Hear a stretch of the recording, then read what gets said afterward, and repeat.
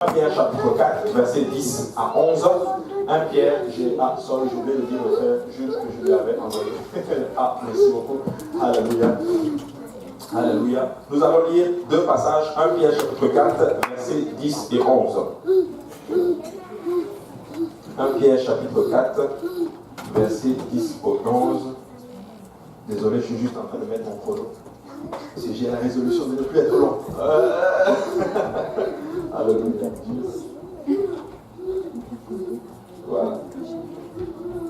Voilà. 1 Pierre chapitre 4, versets 10 et 11. Si nous pouvons le lire ensemble, il est écrit: comme de bons dispensateurs des diverses grâces de Dieu, que chacun de vous mette au service des autres le don qu'il a reçu. Si quelqu'un parle, que ce soit comme annonçant les oracles de Dieu. Si quelqu'un remplit un ministère, qu'il le remplisse selon la force que Dieu communique, afin qu'en toute chose, Dieu soit glorifié par Jésus-Christ, à qui appartient la gloire et la puissance au siècle des siècles. Amen. Alléluia. Prions tous ensemble. Seigneur Jésus, encore une fois, Papa, nous venons devant ton trône. Nous venons devant toi humblement pour te prier de prendre le contrôle des moments qui vont suivre. Je prie que cette parole édifie, Papa, ton peuple, qu'elle nous édifie, nous tous ensemble, afin que nous sortions d'ici, alléluia, et des meilleures personnes, Seigneur, car nous voulons, Seigneur, être prêts pour ton œuvre, Seigneur, et être prêts quand tu reviendras, Seigneur Jésus. Aide-moi à le dispenser sans crainte ni faveur. Alléluia. Aide-moi, Seigneur, à le donner, Seigneur, avec amour, compassion et autorité, Seigneur. Que cela prenne une place dans les cœurs, qu'elle gère et produise des fruits, et que ces fruits conduisent à la vie éternelle, Papa, au nom de Jésus-Christ, nous prions. Et nous disons tous au nom de Jésus. Au nom de Jésus. Alléluia. Juste avant de vous asseoir, si on peut encore battre les mains pour le Seigneur Jésus. Alléluia. Amen. Et vous pouvez vous asseoir dans la présence du Seigneur ce soir. Alléluia. J'ai à cœur d'enseigner sur les dons spirituels. J'en avais parlé encore une fois le jeudi, mais on va essayer d'en parler aujourd'hui encore ici.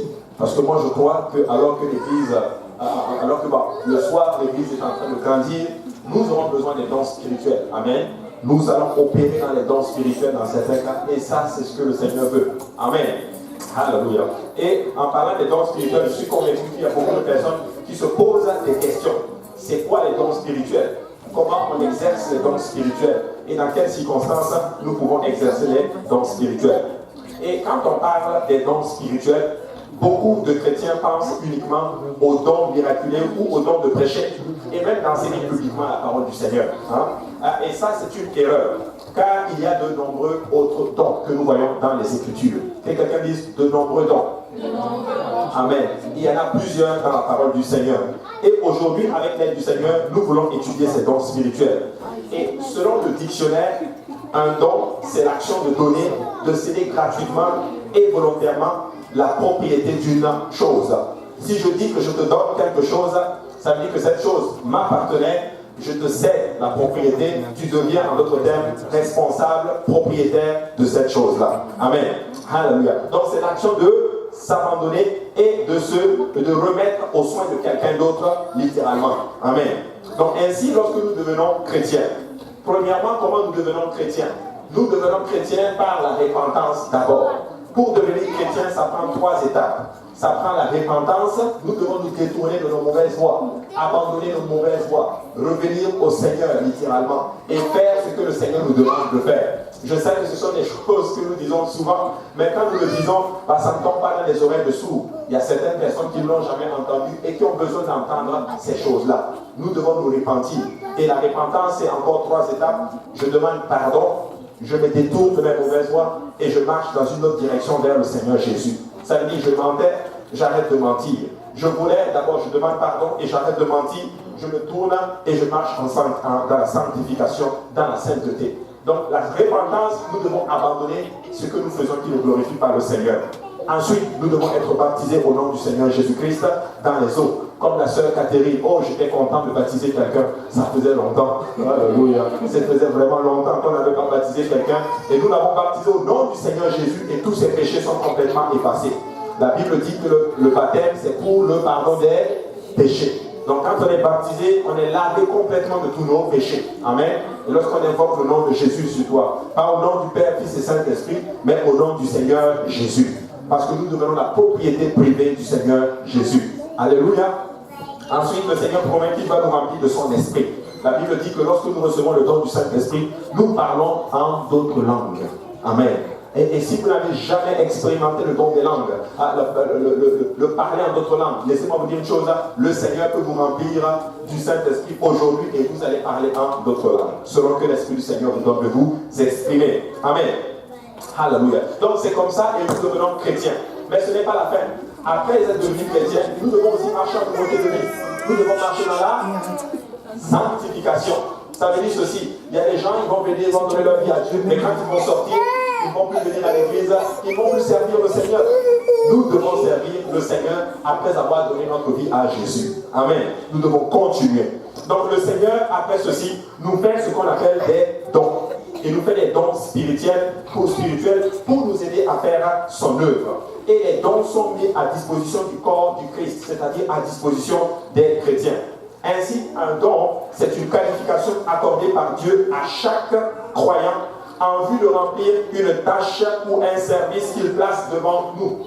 Pour faire l'œuvre du Seigneur, le Seigneur va mettre devant nous, devant nous une tâche. Et des fois, pour le faire, ça prend ce qu'on appelle des dons spirituels. En fait, quand j'ai donné ma vie au Seigneur, ou du moins quand j'étais appelé dans le ministère, le Seigneur m'a appris quelque chose. Du moins, il a utilisé son serviteur, le pasteur, pour me dire quelque chose. Des fois, quand Dieu t'appelle dans un certain type de ministère, il va te donner un don qui va avec. Si tu t'appelles dans le pastorat, il va te donner par exemple le don d'enseigner. Amen. Si tu t'appelles par exemple à prier, il va te donner le don par exemple d'intercéder, en d'autres termes de prier. Il va te donner cette capacité à prier, en d'autres termes longtemps, à prier et avoir le fardeau pour les âmes. Et en fonction de là où le Seigneur t'appelle, il va te donner ce qu'on appelle des dons. Amen. Donc tu as besoin pour faire son œuvre. Donc les dons spirituels, c'est pour le corps du Christ. Maintenant, qu'est-ce qu'un don? C'est la qualification accordée par Dieu à chaque croyant en vue de remplir une tâche. Amen.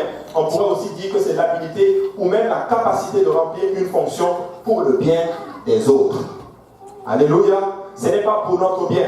Oh, Dieu m'a donné tel don. Ce n'est pas pour moi seulement. C'est pour les autres. Alléluia. Et voilà pourquoi le passage que nous avons lu nous dit que nous devons être de bons dispensateurs des diverses grâces que le Seigneur a mis au service des uns et des autres. Donc, notons maintenant qu'il ne faut pas confondre les talents naturels et les dons spirituels.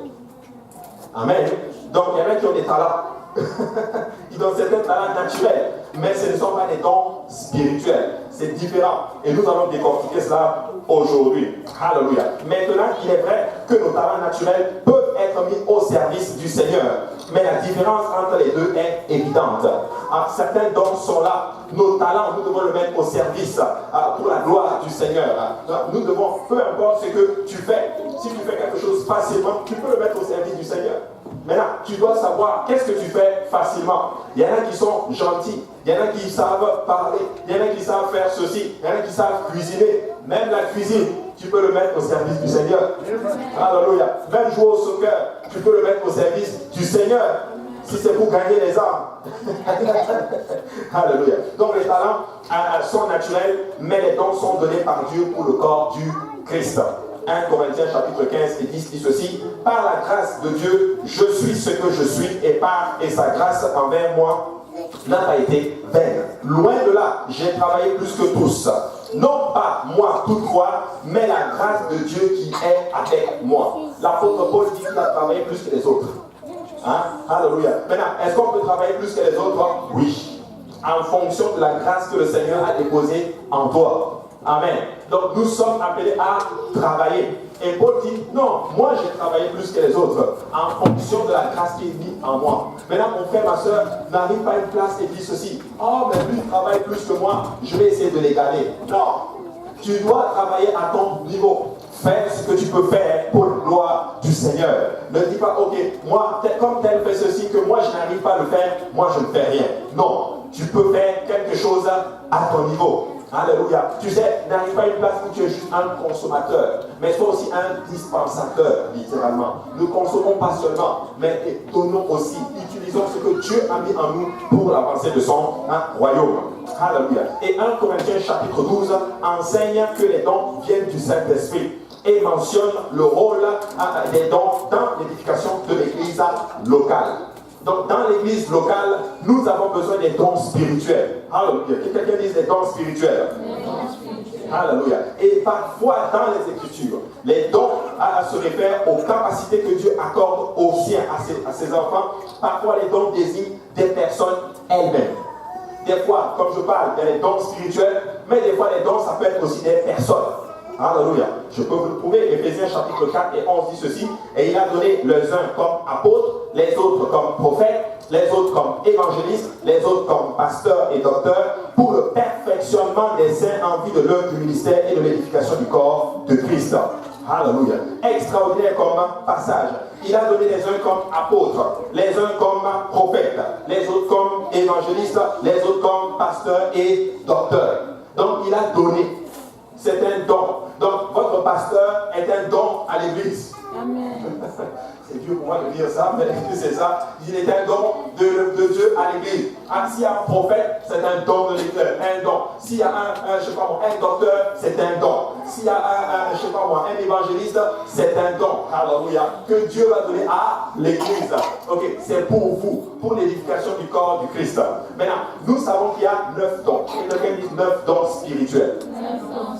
Amen. Au-delà, dans notre thème des dons de personnes, il y a 9 dons spirituels. Je n'ai jamais vu une église où il y a les 9 dons spirituels en exercice en même temps. Nous allons voir peut-être un don qui s'exerce un peu plus, mais dans l'église universelle, les 9 dons sont en exercice.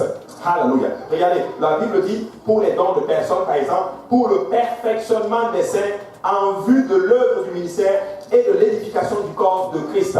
Si tu vas quelque part et qu'il n'y a pas, par exemple, il n'y a pas de pastorat pour chapeauter pour l'édification du corps du Christ, mon ami, prends tes pieds et pars. Amen. Parce qu'il y a une doctrine maintenant qui dit ceci, qu'il n'y a plus besoin de pasteur, tout le monde maintenant comme ils disent ça, nous sommes tous des sacrificateurs. Alléluia. Mais nous sommes dans le Nouveau Testament et l'apôtre Paul parle aux Éphésiens. Il a donné les uns comme apôtres, etc., etc. Amen. Maintenant, apôtres, prophètes, évangélistes, pasteurs, docteurs, ce sont des personnes que le Seigneur donne pour l'édification de l'Église. Maintenant, l'apôtre Paul va enseigner maintenant aux Corinthiens à propos de l'utilisation des dons spirituels. 1 Corinthiens chapitre 12 et 1, la Bible dit ceci. Pour ce qui concerne les dons spirituels, je ne veux pas, frère, que vous soyez dans l'ignorance. Quelqu'un dit l'ignorance. Vous savez que lorsque vous étiez païens, vous vous laissiez entraîner vers des idoles muettes. Selon que vous étiez conduits, c'est pourquoi je vous déclare que nul, s'il parle par l'Esprit de Dieu, ne dit Jésus est anathème, et que nul ne peut dire Jésus est le Seigneur si ce n'est pas le Saint-Esprit. Voilà pourquoi, quand les autres doctrines qui ne reconnaissent pas la Seigneurie de notre Seigneur, de Jésus, on ne peut pas dire qu'ils sont le Saint-Esprit. Il y a des dénominations, même qui se disent chrétiennes, qui ne reconnaissent pas que Jésus est le Seigneur. On ne peut pas dire qu'ils ont le Saint-Esprit. Amen. Parce que la Bible dit que nul ne peut dire que Jésus est anathème si ce n'est pas le Saint-Esprit. Anathème, et s'il a le Saint-Esprit. Donc si tu as le Saint-Esprit, par l'Esprit, tu ne peux pas dire Jésus est anathème.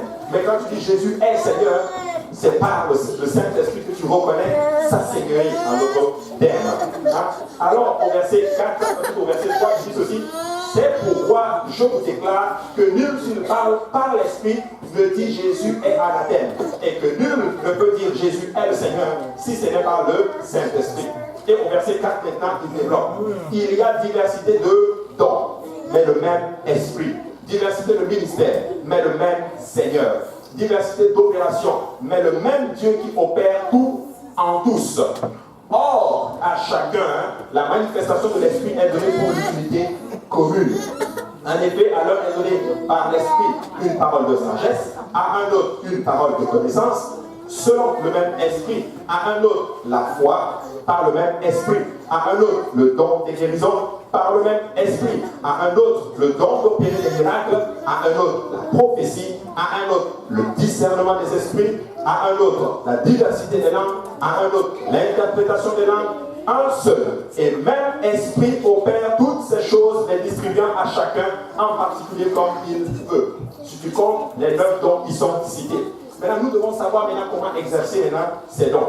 Maintenant, Paul, premièrement, ne veut pas que nous soyons dans l'ignorance en ce qui concerne les dons. Voilà pourquoi nous l'étudions. Amen. Deuxième point, il rappelle même l'essence de l'esprit. Confirmer tout ce que Jésus est et tout ce que Jésus a dit et tout ce que Jésus a fait. Il ne peut pas y avoir de contradiction car Jésus est le Saint-Esprit. Donc quand on dit par le Saint-Esprit, il est juste en train de dire c'est Jésus lui-même qui donne les dons spirituels. Alléluia. Donc si en exerçant le don spirituel, c'est contraire à ce que Jésus a fait, ou à ce que Jésus a dit, ou à ce que Jésus est, ce n'est plus le don, le Saint-Esprit. Amen. Troisième point, il y a diversité de dons, diversité de ministères.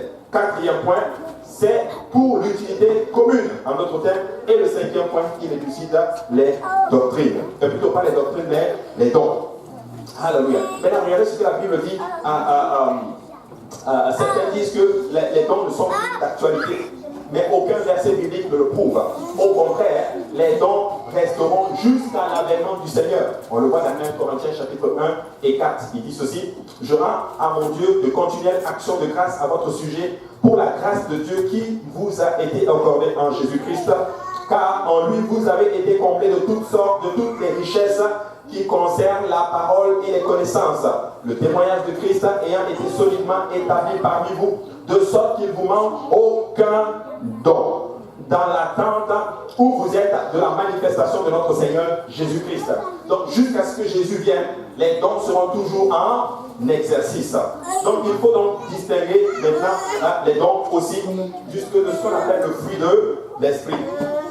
Donc il y a les dons spirituels, donc nous distinguons les dons spirituels des talents et nous les distinguons aussi du fruit de l'esprit. Ce n'est pas la même chose. Maintenant, quelqu'un peut manifester le fruit de l'esprit sans pour autant être un enfant de Dieu. Oui, les musulmans, j'étais musulman. Quand j'étais musulman, je n'allais pas en boîte de nuit. Je ne volais pas, je menais une vie de sanctification. Je n'allais pas en boîte de nuit, je ne mentais pas, je n'avais pas de copine, je n'avais pas toutes ces choses. J'allais à la mosquée. J'ai l'impression que ces musulmans vont même imposer la main aux chrétiens. En ce qui concerne la sanctification. Oui, ce n'est pas le fruit de l'esprit. Mais alors que nous devenons enfants de Dieu, l'esprit va nous aider à développer encore le fruit de l'esprit qui est la patience, la douceur, la gentillesse et toutes ces choses en d'autres termes. Les facettes du fruit de l'esprit. Donc c'est important de distinguer ceci. Mais nous, ce que nous étudions aujourd'hui, c'est les dons de l'esprit. Ainsi, il faut donc prendre soin dans l'opération des dons. Le don, le mot grec, c'est le mot charisme. Charisme qui veut dire faveur que reçoit une personne. Maintenant, les dons peuvent être caractérisés en 3 catégories. Première catégorie que nous allons étudier, c'est ce qu'on appelle la puissance de savoir d'une façon surnaturelle. Première chose, premier point, c'est la parole de sagesse. Selon le dictionnaire, la sagesse, c'est l'habilité à appliquer la connaissance possédée et l'expérience. Alléluia. La sagesse, c'est l'habilité d'appliquer la connaissance possédée et l'expérience. Quand on dit que quelqu'un est sage, c'est qu'il connaît, il a la connaissance, il prend la connaissance, il applique dans sa vie pour bien vivre. Mais aujourd'hui, beaucoup de personnes ont la connaissance sans pour autant avoir la sagesse. Ils ont la connaissance, mais ils n'appliquent pas dans leur vie. C'est comme quelqu'un qui va dire, par exemple, fais ceci, mais lui ne le fait pas. C'est comme quelqu'un qui va dire, ok, nous devons changer ceci, mais lui-même, il ne change pas. Par exemple, c'est comme un économiste, ou du moins un planificateur financier dans les finances, qui conseille les gens dans leurs finances, mais lui-même croupit dans les dettes. Il n'est pas sage. Il a la connaissance théologique, théorique, mais il n'a pas de sagesse pour appliquer la sagesse dans sa vie. Et alors, peuple de Dieu, nous ne voulons pas être ces genres de personnes-là, où nous prêchons la parole de Dieu, où vous enseignez même des études bibliques, nous enseignons tous, mais nous n'appliquons pas les choses à notre propre vie pour pouvoir vivre bien. À ce moment-là, nous ne sommes pas sages. Mais ce n'est pas de ça que je parle. Je parle maintenant de la parole de sagesse. La parole de sagesse, c'est une partie de la sagesse donnée surnaturellement pour satisfaire un besoin particulier. La parole de sagesse n'a rien à voir avec la sagesse naturelle de ce monde. Tu peux avoir un problème. Tu viens me voir, ou tu viens voir un frère ou une sœur. Dieu lui donne une parole de sagesse concernant ton problème. Là, Dieu peut inspirer la personne et dire, et si tu allais dans cette direction, au lieu d'aller dans cette direction. Parole de sagesse. Alléluia.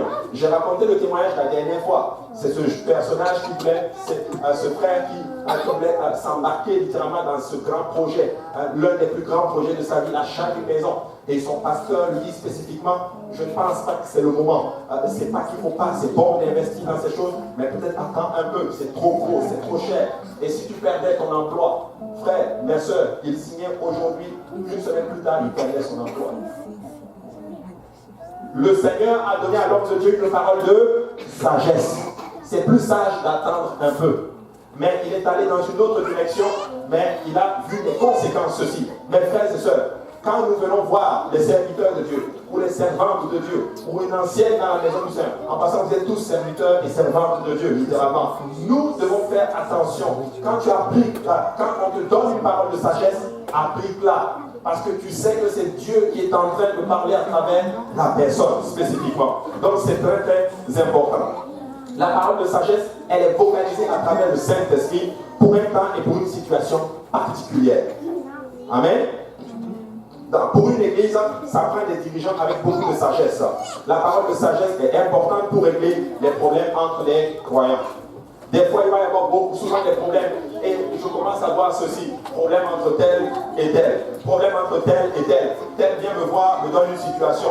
L'autre vient me voir et me donne aussi sa version. Et moi, je suis partagé littéralement. Et tu dois être sage pour pouvoir trancher, pour ne pas que ça fasse des problèmes. Mais là, Salomon n'avait pas le don n'avait pas le Saint-Esprit, mais il était sage. Par exemple, quand vous voyez dans les Écritures, deux personnes viennent me voir. Ah, mon enfant est décédé, il prend le couteau et il voulait tuer un autre terme, on va le couper cet enfant en deux. Et la vraie mère dit non, je préfère voir l'enfant vivre, même si l'enfant appartient à quelqu'un d'autre. Salomon a appliqué la sagesse de Dieu dans une situation comme ceci. Alléluia. Acte chapitre 6, verset 1, nous voyons quelque chose d'assez particulier. En ce temps-là, le nombre des disciples augmenta. Les hellénistes murmuraient contre les Hébreux parce que leurs veuves étaient négligées dans la distribution qui se faisait chaque jour. Quand l'église a commencé, quand le réveil a commencé, alléluia, c'était bon. Quand il y a le réveil, il va y avoir des problèmes. Alléluia. Mais qui veut voir le réveil maintenant? Moi, je veux quand même voir le réveil. Certains problèmes vont arriver. Certaines situations vont arriver. Alléluia. Mais laissez-moi vous dire, c'est le réveil. Tout le monde n'était pas content. Certains disaient que nous, on est négligés en d'autres termes. Et là, qu'est-ce que les 12 au verset 2 convoquèrent la multitude des disciples et dirent: il n'est pas convenable pour nous que nous laissions la parole de Dieu pour servir aux tables. Ils ont été sages. Oui, il y a des problèmes, mais on ne peut pas laisser la parole de Dieu et aller servir aux tables. On va juste s'épuiser pour rien. Ils ont appliqué ce qu'on appelle la sagesse. Ils ont eu une parole de sagesse pour le peuple. Okay. Si on doit être sage, choisissez quelqu'un d'entre vous et on va vous donner des principes sur lesquels vous allez vous appuyer pour faire le choix. Que ce soit des gens honnêtes et des gens qui sont remplis de l'esprit. Parole de sagesse. Écoute ceci. Pour donner une parole de sagesse, elle doit être fondée sur la parole de Dieu. Elle doit être fondée sur les principes de Dieu. Pas sur les sagesses du monde. Écoute-moi mon frère, ma soeur, si tu vas voir quelqu'un et que la parole te donne un conseil, assure-toi que c'est fondé sur la parole de Dieu. C'est ça la parole de sagesse. Et là les apôtres disent, choisissez-en. Et Philippe, plutôt, on va le lire au verset 4. Et nous continuerons à nous appliquer à la prière et au ministère de la parole. Et là, cette parole de sagesse, c'était en d'autres termes pour marquer le fait que le travail de Dieu doit avancer. Il faut qu'il y ait des gens qui enseignent. Il faut qu'il y ait des gens qui prêchent. Il faut qu'il y ait des gens qui se consacrent littéralement sur l'étude de la parole de Dieu pour pouvoir édifier la parole. Et il faut aussi des gens pour servir aux tables. Peuple de Dieu, écoutez-moi bien. Nous ne pourrons pas tout faire. Certaines personnes vont faire d'autres choses, d'autres vont faire d'autres choses, d'autres vont faire d'autres choses, et d'autres vont faire d'autres choses. Mais voici le désordre qui arrive souvent dans la maison du Seigneur. Lorsque, par exemple, ceux qui sont censés faire ceci vont faire ceci, et en même temps faire ceci, ça fait un débalancement littéralement, et nous sommes plus sages. Et voilà pourquoi des fois c'est très difficile pour nous. Certaines personnes, lorsqu'ils doivent faire les choses qu'ils sont censés faire, qu'est-ce qui leur arrive?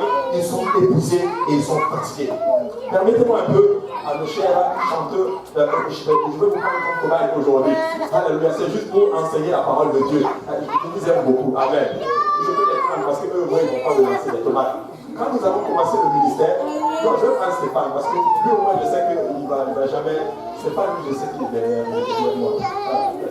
C'est mon fils. Stéphane, qui comprend comme des. Non, je plaisante. Quand on a commencé le ministère ici, Et là, ils étaient contents. Il était zélé, il avait un zèle. Il chante. Et dès que le service finit le matin, il court à Saint-Laurent. Et quand le service finit, il revient encore. Et des fois, on commence à 17h30. À 17h31, il me texte, il dit, parce que non, je suis en route, je suis là dans 5 minutes. À 17h45, il dit, je suis là encore à 5 minutes. À 17h50, je suis là dans 5 minutes. Et là, après, il revient, il dit, pardonne-moi seulement. Il monte sur le pupitre et le type est épuisé. Hein? Il est où, hein? Mais il était épuisé. Et là, je lui ai donné une parole de sagesse, je crois. Et si tu allais te reposer après le service du matin? Parole de sagesse. Hein? Et là, maintenant, il va se reposer. Il est plus en forme. Bon, bien sûr, je sais que les choses ont changé, mais il est plus sage. Les voitures, mais parole de sagesse. La sagesse, c'est quoi? C'est appliquer les choses pour que l'œuvre avance et pouvoir bien vivre. Et please, si vous voulez bien vivre, appliquez cette parole dans vos vies pour pouvoir bien vivre. Et la Bible dit, regardez au verset 7. Verset 6. Ils présentèrent aux apôtres qui, après avoir prié, leur imposèrent les mains. Au Genèse, verset 7. La parole de Dieu se répandait de plus en plus. Le nombre des disciples augmentait beaucoup à Jérusalem et une grande foule de sacrificateurs obéissaient à la loi. Après avoir appliqué cette sagesse, en dispatchant les choses où les apôtres pouvaient se concentrer sur la parole, d'autres qui doivent servir aux tables servent aux tables, ceux qui doivent prendre de l'église prennent soin de l'église, ceux qui doivent évangéliser, nous devons tous évangéliser d'ailleurs, évangélise, chacun fait son travail, la parole de Dieu va se répandre littéralement. Et ce n'est pas de simples fidèles que nous allons gagner des sacrificateurs, nous allons gagner des pasteurs, des dirigeants d'église, peuple de Dieu. Nous devons être sages et aspirer à ces dons. Demande à Dieu de te donner le don de la sagesse. Alléluia. Et quand tu es face à une situation, que Dieu te donne une parole de sagesse. Sois sage pour faire tes choix. Qu'est-ce que l'apôtre Pierre dit? Soyez sages pour vaquer à la prière. Très important. Et quelqu'un dit la parole de sagesse. Alléluia. Très important. Elle s'acquiert par la prière, par l'étude de la parole et en se laissant guider par le Saint-Esprit.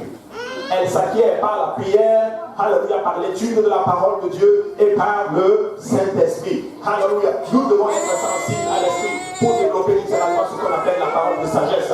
Je vais parler à quelqu'un spécifiquement, ça vient de tomber dans mon esprit. Je suis rentré chez moi aujourd'hui, c'était encore dans mon esprit. Quoi que tu vas faire, mon frère, ma soeur, maîtrise la parole de Dieu. Maîtrise les principes divins et applique-les à ta vie. Vous n'avez pas compris. C'est important.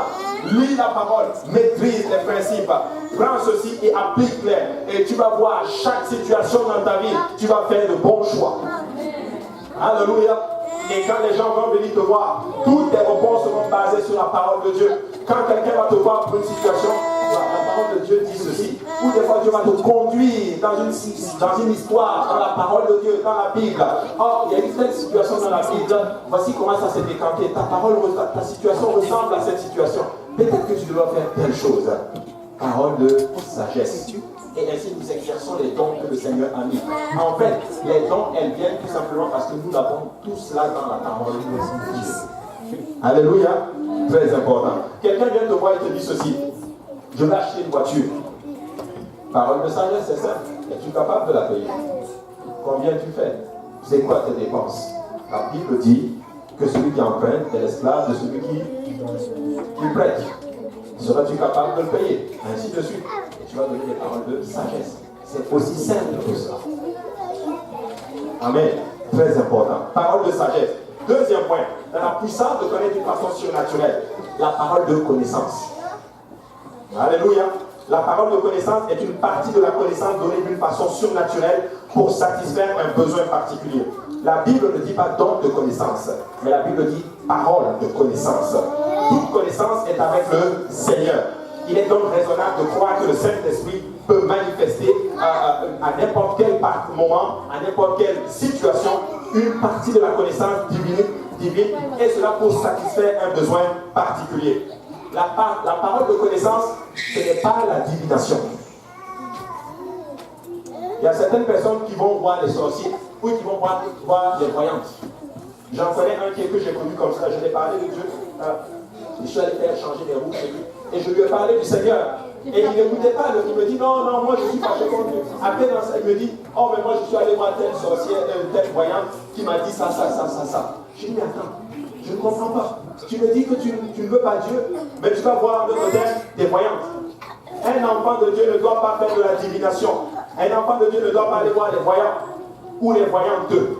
Écoutez, il y a des gens qui servent Dieu, mais laissez-moi vous dire que quand ils finissent le culte, ils vont se lever, puis ils vont aller s'asseoir dans la dame, et la dame va jeter les cartes et les tarots devant eux, soi-disant connaître l'avenir.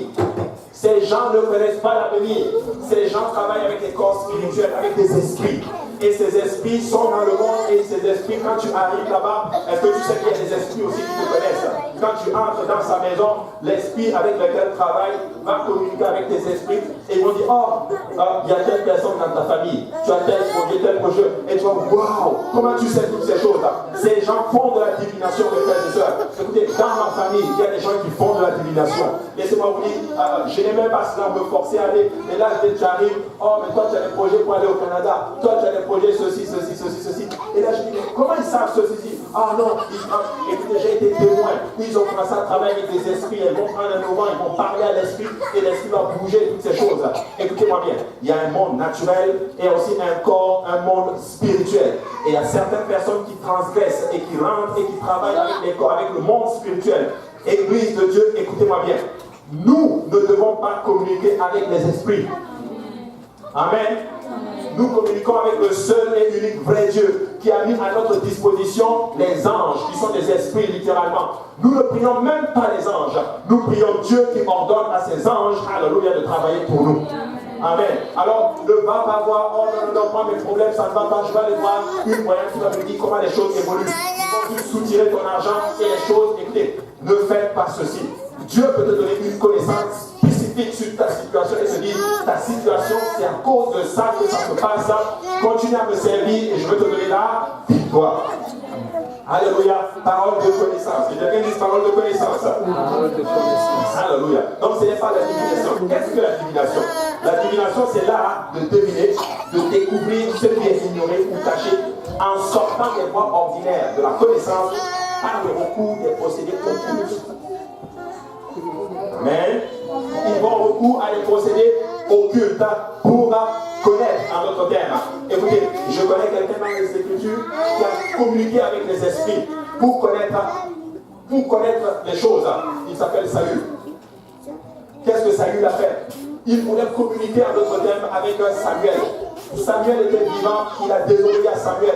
Mais quand Samuel est mort, il avait besoin de communiquer avec Samuel. Il invoquait, il parlait à Dieu et le Dieu ne lui répondait pas. Il a eu recours à une sorcière, en d'autres termes, spécifiquement, pour pouvoir entrer en communication avec Saül. Maintenant, moi, avec Samuel, j'ai enseigné pendant longtemps que c'était du fake, que cette dame a probablement fait du fake. Mais je crois que c'est réel. Je crois que c'est le même Samuel, le prophète Samuel qu'elle a réveillé littéralement. Pourquoi? Parce que quand tu lis le texte, Samuel dit ceci: pourquoi tu m'as troublé dans mon sommeil? Amen. Pourquoi tu m'as troublé dans mon sommeil? Spécifiquement pour leur dire, on ne doit pas troubler les morts dans leur sommeil. Et là, quand je pensais à cela, je faisais ma touche. Et là, le Seigneur a mis cette parole dans ma tête, il disait ceci: laissez les morts ensevelir les morts. Peuple de Dieu, ne communique même pas avec tes parents qui sont morts. Ne dis pas, oh, grand-papa est mort, oh, papa, là où tu vas là, protège-moi. Ne fais jamais ça. Ne prie jamais les morts. La Bible dit qu'il a réservé à tout homme de mourir une seule fois. À quel point vient le jugement. Écoutez, ils sont morts, ils sont partis. Alléluia. Nous bénissons le Seigneur pour l'œuvre qu'il a fait. Tout jugement t'appartient, Seigneur. Ils sont venus sur la terre, ils ont vécu. Là, c'est fini pour eux. Mais la connaissance, si tu veux la connaître, alléluia, il n'y a qu'un seul et unique vrai Dieu qui connaît la connaissance. Et Dieu peut te donner une parole de connaissance pour une situation bien précise. Tu peux venir voir ton frère ou ta soeur. Et Dieu va l'inspirer. Alors qu'il parle avec toi, qu'est-ce que le Seigneur fait? Le Seigneur dit, ok, et tu commences à parler. Tu commences à parler dans la vie de la personne. Et Dieu te fait connaître des choses dans la vie de la personne sans que la personne te l'ait dit. Amen. Mais comment tu sais ceci? En général, celui-là qui donne une parole de connaissance ne sait même pas qu'il est en train de donner une parole de connaissance. Il est juste en train de parler. Et la personne est là comme ceci. Vous pouvez expérimenter le don de la parole de connaissance, évangéliser. Parce que Dieu va des fois te révéler des choses dans la vie des gens Parce que ces gens ont besoin de connaître le surnaturel pour être convaincus de la puissance de l'esprit. Ce que tu dis, il y a de la puissance. Alléluia. Et Dieu va te donner ceci pour pouvoir parler. Dieu m'a fait un jour expérimenter la parole de connaissance. Je venais de donner ma vie au Seigneur et je suis sorti avec un frère pour aller parler à quelqu'un. Alléluia, de la parole du Seigneur. Et nous rentrons et c'était tard. Et ce moment-là, on a eu faim. Et là, on est allé, certains frères le connaissent, on peut juste ici. Et là, on est allé au McDonald's parce qu'on voulait manger. On est allé au McDonald's et là, j'étais arrêté et je vois une dame. La dame était en train de commander, c'était une dame blanche, probablement québécoise. Et là, je ne sais pas pourquoi mon regard était sur cette dame. Moi-même, je ne peux pas vous dire pourquoi. Je la regarde, oh, je la regarde. Je la regarde, oh, je la regarde. Jusqu'à ce qu'elle-même se retourne, elle me dit, mais est-ce qu'il y a un problème?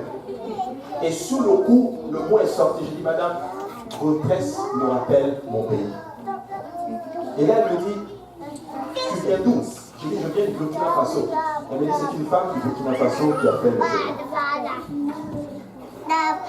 Et là, sur ce coup, je n'étais pas encore expérimenté dans les dons spirituels. C'était la porte ouverte pour que je lui parle de l'évangile. Mais moi, j'étais, le Seigneur va utiliser. Oh, témoignage encore, je vais aller raconter au frère. Oh, mais gars, vous ne savez pas, les dons spirituels, c'est réel. Et là, j'ai mangé le coup. Peuple de Dieu, la parole de connaissance, c'est pour parler de Dieu aux gens. Pour que les gens soient convaincus littéralement de la puissance de l'esprit. Maintenant, pourquoi vous voulez les dons spirituels? Pourquoi veux-tu connaître surnaturellement? Est-ce que tu veux utiliser ceci pour parler au Seigneur? Tu sais, l'onction du Saint-Esprit peut donner à quelqu'un une parole de connaissance très précise sur la vie de la personne. Exemple, on le voit dans Actes chapitre 5, 1. Mais un homme nommé Ananias, avec Saphira, sa femme, vendit une propriété. Et retint une partie du prix, et sa femme, le sachant, puis rapporta le reste et le déposa au pied des apôtres. Pierre lui dit, Ananias, pourquoi Satan a-t-il rempli ton cœur au point que tu mentes au Saint-Esprit et que tu aies retenu une partie du prix du champ? L'église a commencé et les gens avaient commencé à être zélés pour le Seigneur. Ils donnaient tout ce qu'ils avaient pour la gloire du Seigneur, pour l'avancée du royaume. D'autres vendaient leur maison et ils venaient donner le prix. Prenez et travaillez, l'avancée du royaume. Ananias et Saphira ont vu ça. Et ils ont voulu aussi avoir à notre tête la même gloire. Qu'est-ce qu'elles ont fait? Elles ont vendu leur propriété, elles ont pris une partie, elles sont venues déposer au pied des apôtres. Prenez, et elles disent non, c'est tout l'argent du champ. Écoutez, ce champ t'appartenait à Ananias et Saphira. C'est à vous. On ne vous demande même pas de tout donner. Mais si tu viens et que tu mens et que tu dis j'ai tout donné, alors que tu n'as pas tout donné, c'est qu'elles ont oublié, c'est que les apôtres étaient loin. L'Esprit du Seigneur était sur eux. C'est des gens qui connaissaient les Écritures. Ils priaient. La Bible dit que Dieu a donné, je ne dis pas spécifiquement, mais Pierre a eu une parole de connaissance. Toi, tu vends au Saint-Esprit. Est-ce pour l'argent du champ? Tu n'es pas obligé de tout donner. Laisse pas ton champ. Si tu donnes la moitié, dis que c'est la moitié. Si tu donnes le tiers, dis que c'est le tiers. Si tu donnes le dixième, dis que c'est le dixième. Si c'est le 12e, dis que c'est le 12e. Mais ne manque pas au Saint-Esprit. Dieu révèle. Il y a des jeunes qui t'attendent et loin d'être enseveli. Parole de connaissance. Peuple de Dieu, des fois ça peut être très dangereux. Ne manquons pas au Saint-Esprit. Parce que Dieu peut nous révéler. Tu peux aller voir le pasteur et dire une situation au pasteur et alors que c'était un mensonge.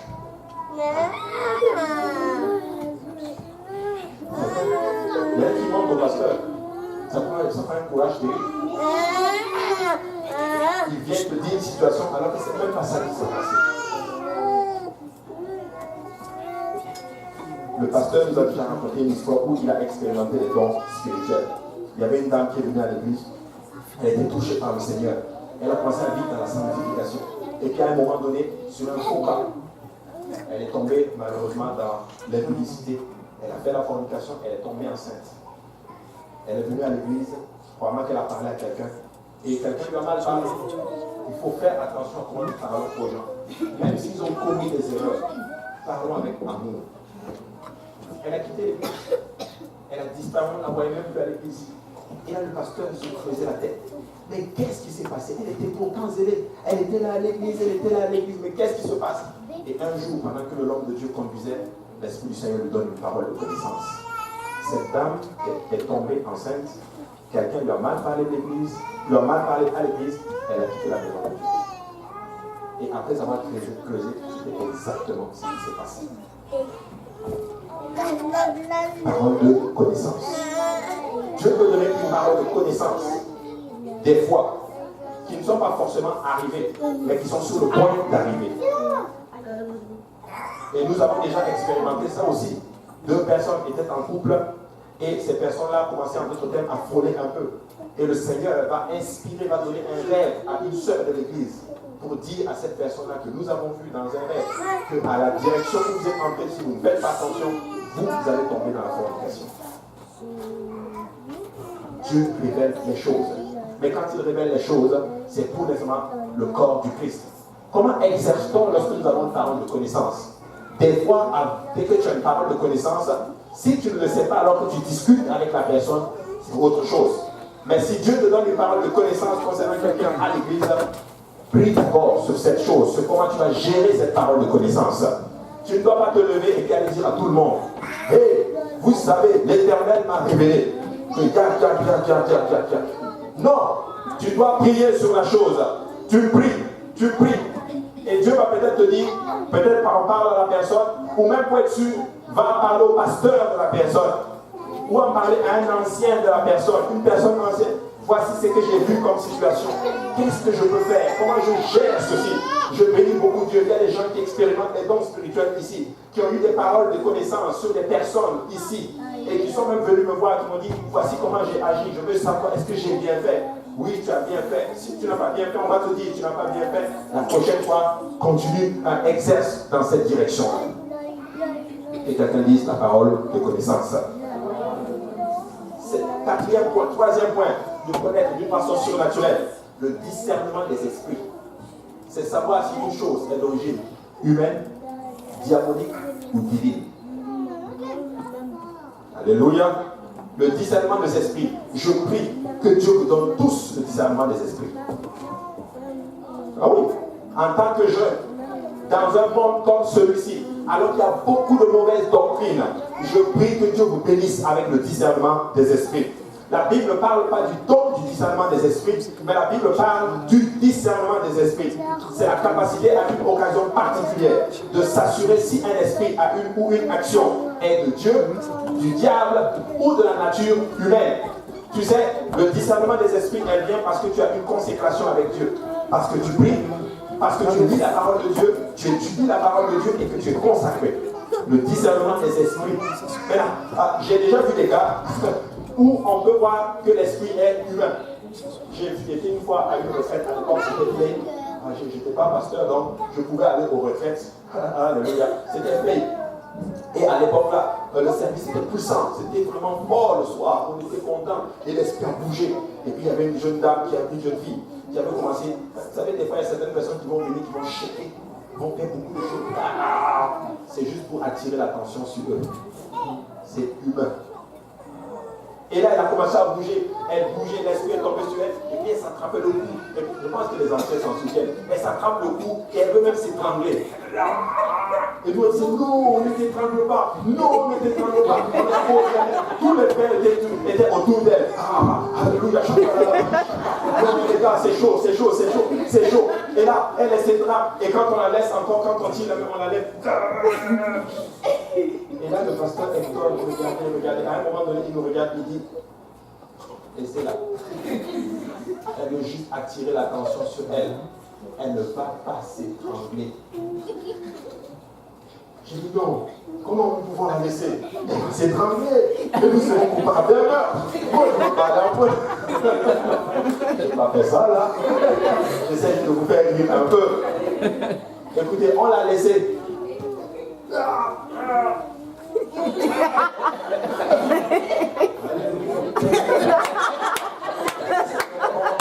Esprit humain. Des fois, ça peut être diabolique. Des fois, ça peut être le diable qui est en train de secouer la personne, peuple de Dieu. Tu vas dans le terme de savoir, ça va venir avec l'expérience. Comme des fois, ça peut être divin. Dieu peut bouger une personne spécifiquement et la personne va tomber. Des fois, quand Dieu te bouge, tu ne tombes pas forcément. Tu ne tombes pas forcément. C'est dans certains, dans les autres là, Ces fois, ils arrivent, ils t'imposent la main, ils te poussent pour que tu tombes.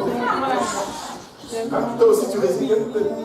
Pourquoi tu résines? Tu tombes. Et là, tu tombes. Il y en a qui vont tomber, certes, mais il y en a qui ne vont pas forcément tomber. Et ce n'est pas parce que la personne est tombée que la personne a été touchée par le Saint-Esprit, mes frères et sœurs. Non, nous devons être assez sensibles spécifiquement pour comprendre. En général, quand Dieu bouge, quand Dieu travaille puissamment, des fois tu ne vois même pas les choses qui se manifestent comme ça dans la vie de la personne, mais c'est ancré dedans de la personne. Je ne dis pas que les gens ne tombent pas, ce n'est pas ce que j'ai dit, mais je dis que dans certains cas, certaines personnes sont spirituelles, c'est de Dieu, mais dans certains cas, c'est du diable. Des fois, je vais aller même beaucoup plus loin. Des fois, une action, même dans le corps du Christ, dans l'église, peut être d'origine démoniaque. Amen. Démoniaque. Et ça existe. Et nous devons être assez sensibles pour comprendre ceci. 1 Jean chapitre 4, verset 1 nous dit ceci. Bien-aimés, n'ajoutez pas foi à tout esprit, mais éprouvez les esprits pour savoir s'ils sont de Dieu. Car plusieurs faux prophètes sont venus dans le monde. Reconnaissez à ceci l'Esprit de Dieu. Que quelqu'un dise, reconnaissez à ceci l'Esprit de Dieu. Reconnaissez à ceci l'Esprit de Dieu.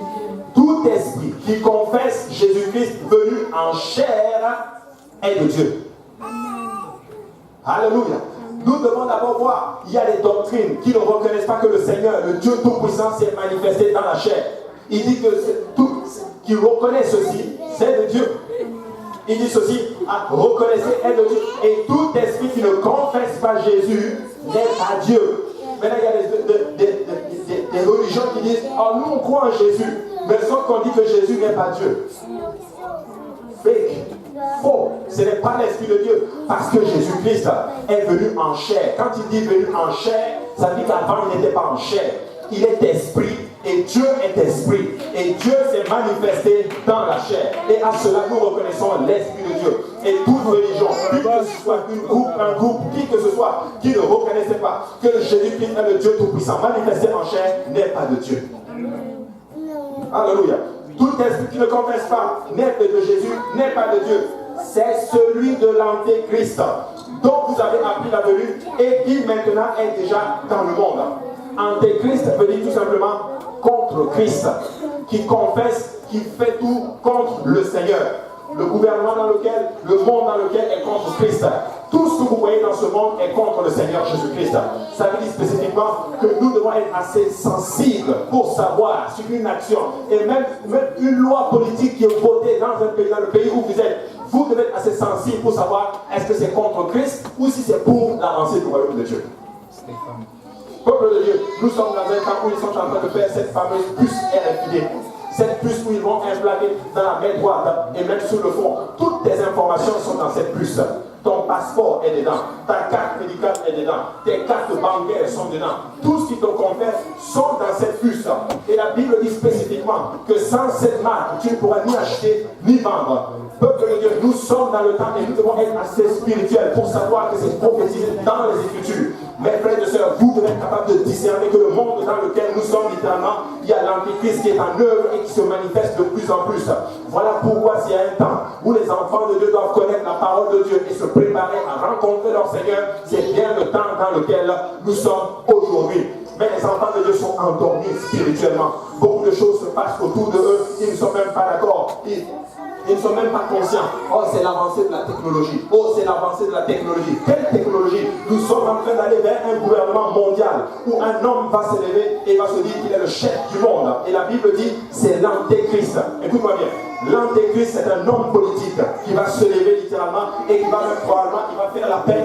C'est lui qui va concocter la paix entre Israël et la Palestine. Le problème qui perdure dans cette zone où personne n'arrive à trouver la paix, lui va trouver la paix. Et qu'est-ce qu'il va se faire? Il va aller s'asseoir dans le temple et il va se proclamer Dieu. Et à ce moment-ci, les Juifs vont dire, wow, attends, on s'est fait avoir. Mais comment vous vous êtes fait avoir jusqu'ici? Comment a-t-il réussi à aller s'asseoir jusque dans le temple, se proclamant Dieu? Vous devez être assez spirituel pour savoir qu'à ce moment-ci, c'était déjà l'Antéchrist. Paul dit que Jean dit dans ce texte, et même Paul le dit, que l'esprit de l'Antéchrist est déjà là. Alors nous devons avoir un don dans l'église. Et la Bible dit spécifiquement que s'il y a quelque chose qui retient l'Antéchrist d'agir, c'est qui? C'est l'église. parce que nous savons qu'il va être là. Mais dans l'église de Dieu vivant est malheureusement endormie. Nous regardons toutes ces choses, nous sommes insensibles à toutes ces choses qui se passent. On se bat entre nous, on regarde les choses, on n'a pas accompli telle chose, alors que nous sommes dans le temps où l'Esprit du Seigneur est en train de dire, Église, soyez sensibles et soyez capables de discerner ce qui est de Dieu, ce qui n'est pas de Dieu et ce qui est humain. Nous devons avoir le don du discernement des esprits. Alléluia.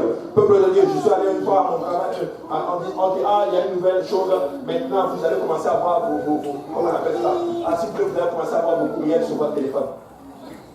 J'ai dit, ok, parfait, c'est bon, comme ça, au moins, s'il y a des choses qu'on doit nous avancer, j'ai dit, c'est bon. Après, dans le texte dit, le message dit, mais ça se peut des fois que dans des choses comme ça, on peut avoir accès à vos données personnelles. J'ai dit, moi, jamais. Je ne rentre pas dedans. Je sais que je n'ai rien à cacher, donc oublie ça.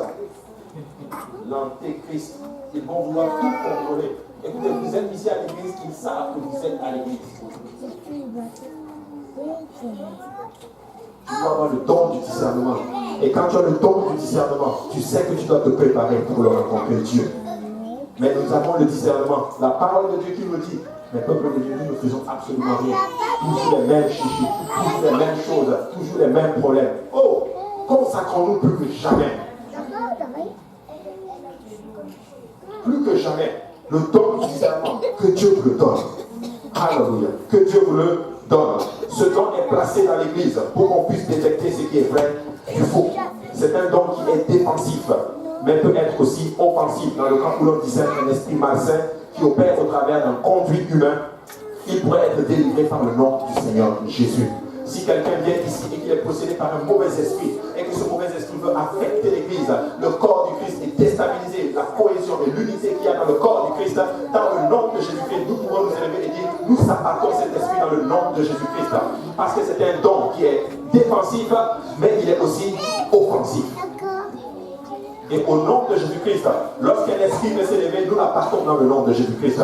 Même dans ta propre vie, lorsqu'un esprit veut s'élever, tu peux l'abattre dans le nom de Jésus-Christ.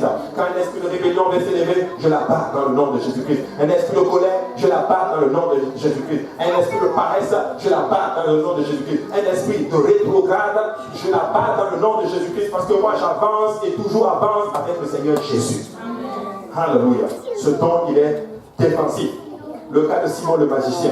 Actes chapitre 8 et 18 dit ceci. Lorsque Simon vit que le Saint-Esprit était donné par l'imposition des mains des apôtres, il leur offrit de l'argent, en disant, accordez-moi aussi ce pouvoir, afin que celui à qui j'imposerai les mains reçoive le Saint-Esprit. Mais Pierre lui dit, que ton argent périsse avec toi, puisque tu as cru que le don de Dieu s'acquiert à prix d'argent. Il n'y a pour toi ni part, ni lot dans cette affaire, car ton cœur n'est pas droit devant Dieu. Rappelez-vous de Simon le magicien. Il voit que quand Philippe impose les mains, en tout cas un des apôtres impose les mains, un des disciples impose la main, il reçoit le don du Saint-Esprit. Je vais l'acheter. Écoute-moi bien ceci. Tu ne peux pas acheter les dons de l'Esprit. Si vous allez quelque part et qu'on te dit donne-moi de l'argent pour que je te donne un message, une prophétie ou quoi que ce soit, prends tes pieds et fouille cette église. Nous avons reçu gratuitement, nous donnons gratuitement. Tu ne peux pas prophétiser à quelqu'un et dire à la personne, donne-moi de l'argent. Il y a des ministères comme ceci. Une sœur est venue chez moi et elle m'a dit ceci. Oh non, moi j'étais aux États-Unis et ça fait que cette personne est tellement déçue maintenant des ministères prophétiques et toutes ces choses. Et elle croit que cela existe. Elle est allée quelque part et un soi-disant prophète lui dit toute sa vie. Et la prophète lui dit ceci, je vais prophétiser quelque chose dans ta vie, mais il faut que tu me donnes de l'argent. Elle me dit spécifiquement, elle avait juste tel montant dans son... Elle avait juste $20. Elle va tirer 10 ou je ne sais pas combien de montants, elle donne ceci, et le prophète lui dit juste ça pour avoir ta prophétie, et il paraît qu'il a même jeté l'argent. Peuple de... Et je dis, mais dans ma tête, mais qu'est-ce que toi tu fais là? Prends tes pieds et cours un peu. Viens à l'église pentecôtiste unie de l'Est, alléluia. Il y a des vrais prophètes qui prêchent la parole du Seigneur. Je ne vais peut-être pas te dire que ton grand-père vient de tel pays, mais je vais te dire ceci, Seigneur Jésus-Christ, répands-toi, sois baptisé au nom de Jésus, sois rempli de l'Esprit. Et Dieu va faire son œuvre dans ta vie. Des fois, certaines personnes ont des problèmes, c'est leur propre faute. Alléluia. Comment quelque part tu vends le don de Dieu pour de l'argent? Nous, on ne vend pas les choses de Dieu pour de l'argent. Nous avons reçu gratuitement et toutes ces choses. Mais pourquoi je quitte comme ça mon père? Simon pensait qu'il fallait de l'argent. Et il a été capable, l'apôtre Pierre a été capable de discerner. Ta motivation n'est pas bonne. Le don du discernement peut nous permettre des fois de discerner la motivation de quelqu'un, même si tu veux faire quelque chose dans la maison de Dieu. Il y a des gens qui vont donner l'argent à l'église. Mais la motivation, c'est quoi? Il y a une place où ils veulent contrôler la direction. Ça, c'est l'esprit de Jézabel. Mais oui, Jézabel, elle contrôlait son mari. Elle contrôlait la direction. Et l'esprit d'Akab, ce sont des hommes faibles, passifs, qui laissent tout faire.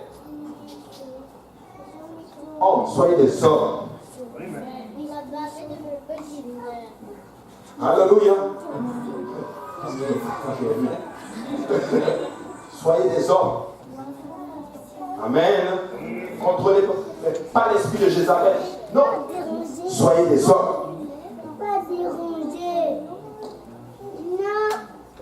L'esprit.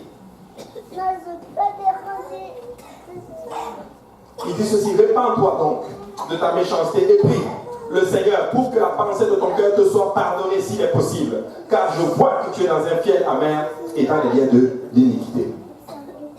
Mauvaise motivation. Il voulait le Saint-Esprit pour aller commencer à utiliser le Saint-Esprit pour faire de mauvaises choses et soutirer de l'argent. Quelle est ta motivation alors que tu fais les choses de Dieu? Je vais être honnête avec vous. Moi, je ne prie même pas pour la puissance dans ma vie. Je veux juste faire la volonté de Dieu. Et alors que tu fais la volonté de Dieu, Dieu va accompagner le ministère de puissance. Il y a des gens qui veulent la puissance juste pour flatter la galerie. Pourquoi nous voulons les dons spirituels? Nous voulons les dons spirituels pour faire la volonté de Dieu et gagner les âmes pour que le royaume puisse avancer. Nous ne voulons pas écouter, et des fois on va le discerner. Des fois tu vas venir me voir même pour un projet. Je t'assure, Dieu peut te dire spécifiquement, elle veut le projet ou il veut le projet, juste pour une raison bien particulière. Actes chapitre 16 et 16. Comme nous allons au lieu de prière, une servante qui avait un esprit de python et qui en devinant procurait un grand profit à ses maîtres vint au-devant de nous et se mit à nous suivre, Paul et nous. Elle criait, ces hommes sont les serviteurs de Dieu, du Dieu très haut, et ils vous annoncent la voie du salut. Paul était là, et avec cette dame, la Bible dit qu'elle avait un esprit de python. Et elle voit l'apôtre Paul. Ça, c'est les hommes de Dieu, les grands serviteurs du Seigneur. Est-ce que c'était faux? Non, c'était vrai. C'est les serviteurs de Dieu. Et ce qu'elle dit est vrai. Et là, Paul, au verset 18, la Bible dit ceci, elle fit cela pendant plusieurs jours. Paul, fatigué, se retourna et dit à l'esprit, je t'ordonne au nom de Jésus-Christ de sortir d'elle. Et il sortit à l'heure même. C'était un esprit de python. C'est quoi un esprit de python? C'est un esprit qui va pouvoir élever l'homme au-dessus de Dieu. Peuple de Dieu, Dieu fait de grandes choses parmi nous. Alléluia. Dieu utilise des hommes et des femmes pour faire des choses. Mais ce ne sont pas ces hommes qu'il faut élever. Bénissez le nom de Jésus-Christ. Il est le Seigneur de gloire. Toute la terre et toute la gloire lui appartient. Alléluia. C'est lui qui gagne les âmes. Alléluia. Alors, n'élevons pas l'homme au-dessus de Dieu. C'est tout simplement l'esprit de python. C'est attirer l'attention sur l'homme de Dieu. Deuxième catégorie, si on ne finit pas, on va la finir la semaine prochaine, c'est la puissance d'agir d'une façon surnaturelle. La foi. Le don de foi doit être distingué de la foi ordinaire, sans laquelle il est impossible d'être agréable à Dieu. Dieu a donné à tout un chacun de nous ce qu'on appelle une mesure de foi, par laquelle nous sommes agréables à Dieu. La foi qui sauve est un don de Dieu. Et tout être humain a ce don. Il n'y a pas un être humain sur la face de la terre qui n'a pas ce don-là. Nous avons tous besoin de ce don pour pouvoir toucher Dieu, pour pouvoir atteindre Dieu. Parce que la même Bible nous dit, sans la foi, impossible d'être agréable à Dieu. Dieu te donne alors une mesure de foi pour que tu puisses venir à lui. Ce n'est pas de ça que nous parlons ce soir. Nous sommes en train de parler du don de la foi. Hébreux chapitre 11, Éphésiens 2, 8 dit ceci, la foi qui sauve est un don de Dieu, mais ce n'est pas le don spirituel, en d'autres termes, de la foi. C'est quoi le don de la foi? Le don spirituel dont je parle, c'est quoi? C'est une mesure de foi qui est au-dessus de la foi que nous avons reçue comme enfant de Dieu, en d'autres termes, ou comme tout simplement créature de Dieu. C'est une foi spéciale qui est stimulée en nous par le Saint-Esprit, comme les autres dons, d'autres dons. Le don de la foi excède toute raison. Amen. Elle regarde les impossibilités en plein visage et les tourne en miracle. Le don de la foi, elle regarde l'impossibilité et la rend possible. Elle regarde ce qui est impossible, ce que les hommes disent que c'est impossible. Alors quelqu'un qui a le don de la foi regarde cette situation et n'est pas ébranlé. Le médecin dit que ça ne va pas. Le médecin dit que c'est ça qui va arriver. Mais toi, tu regardes la parole de Dieu. La même Bible te dit que par la foi, tu es guéri. Par ses meurtrissures, tu es guéri. Tu exerces cette foi et tu dis, moi j'ai la foi. Que Dieu m'a donné une promesse. Alléluia. Ça, c'est quelqu'un qui a la foi. C'est quelqu'un qui a une foi lorsque tout le monde est complètement ébranlé. Cette personne s'assoit et dit non, moi je crois que la situation n'est pas terminée.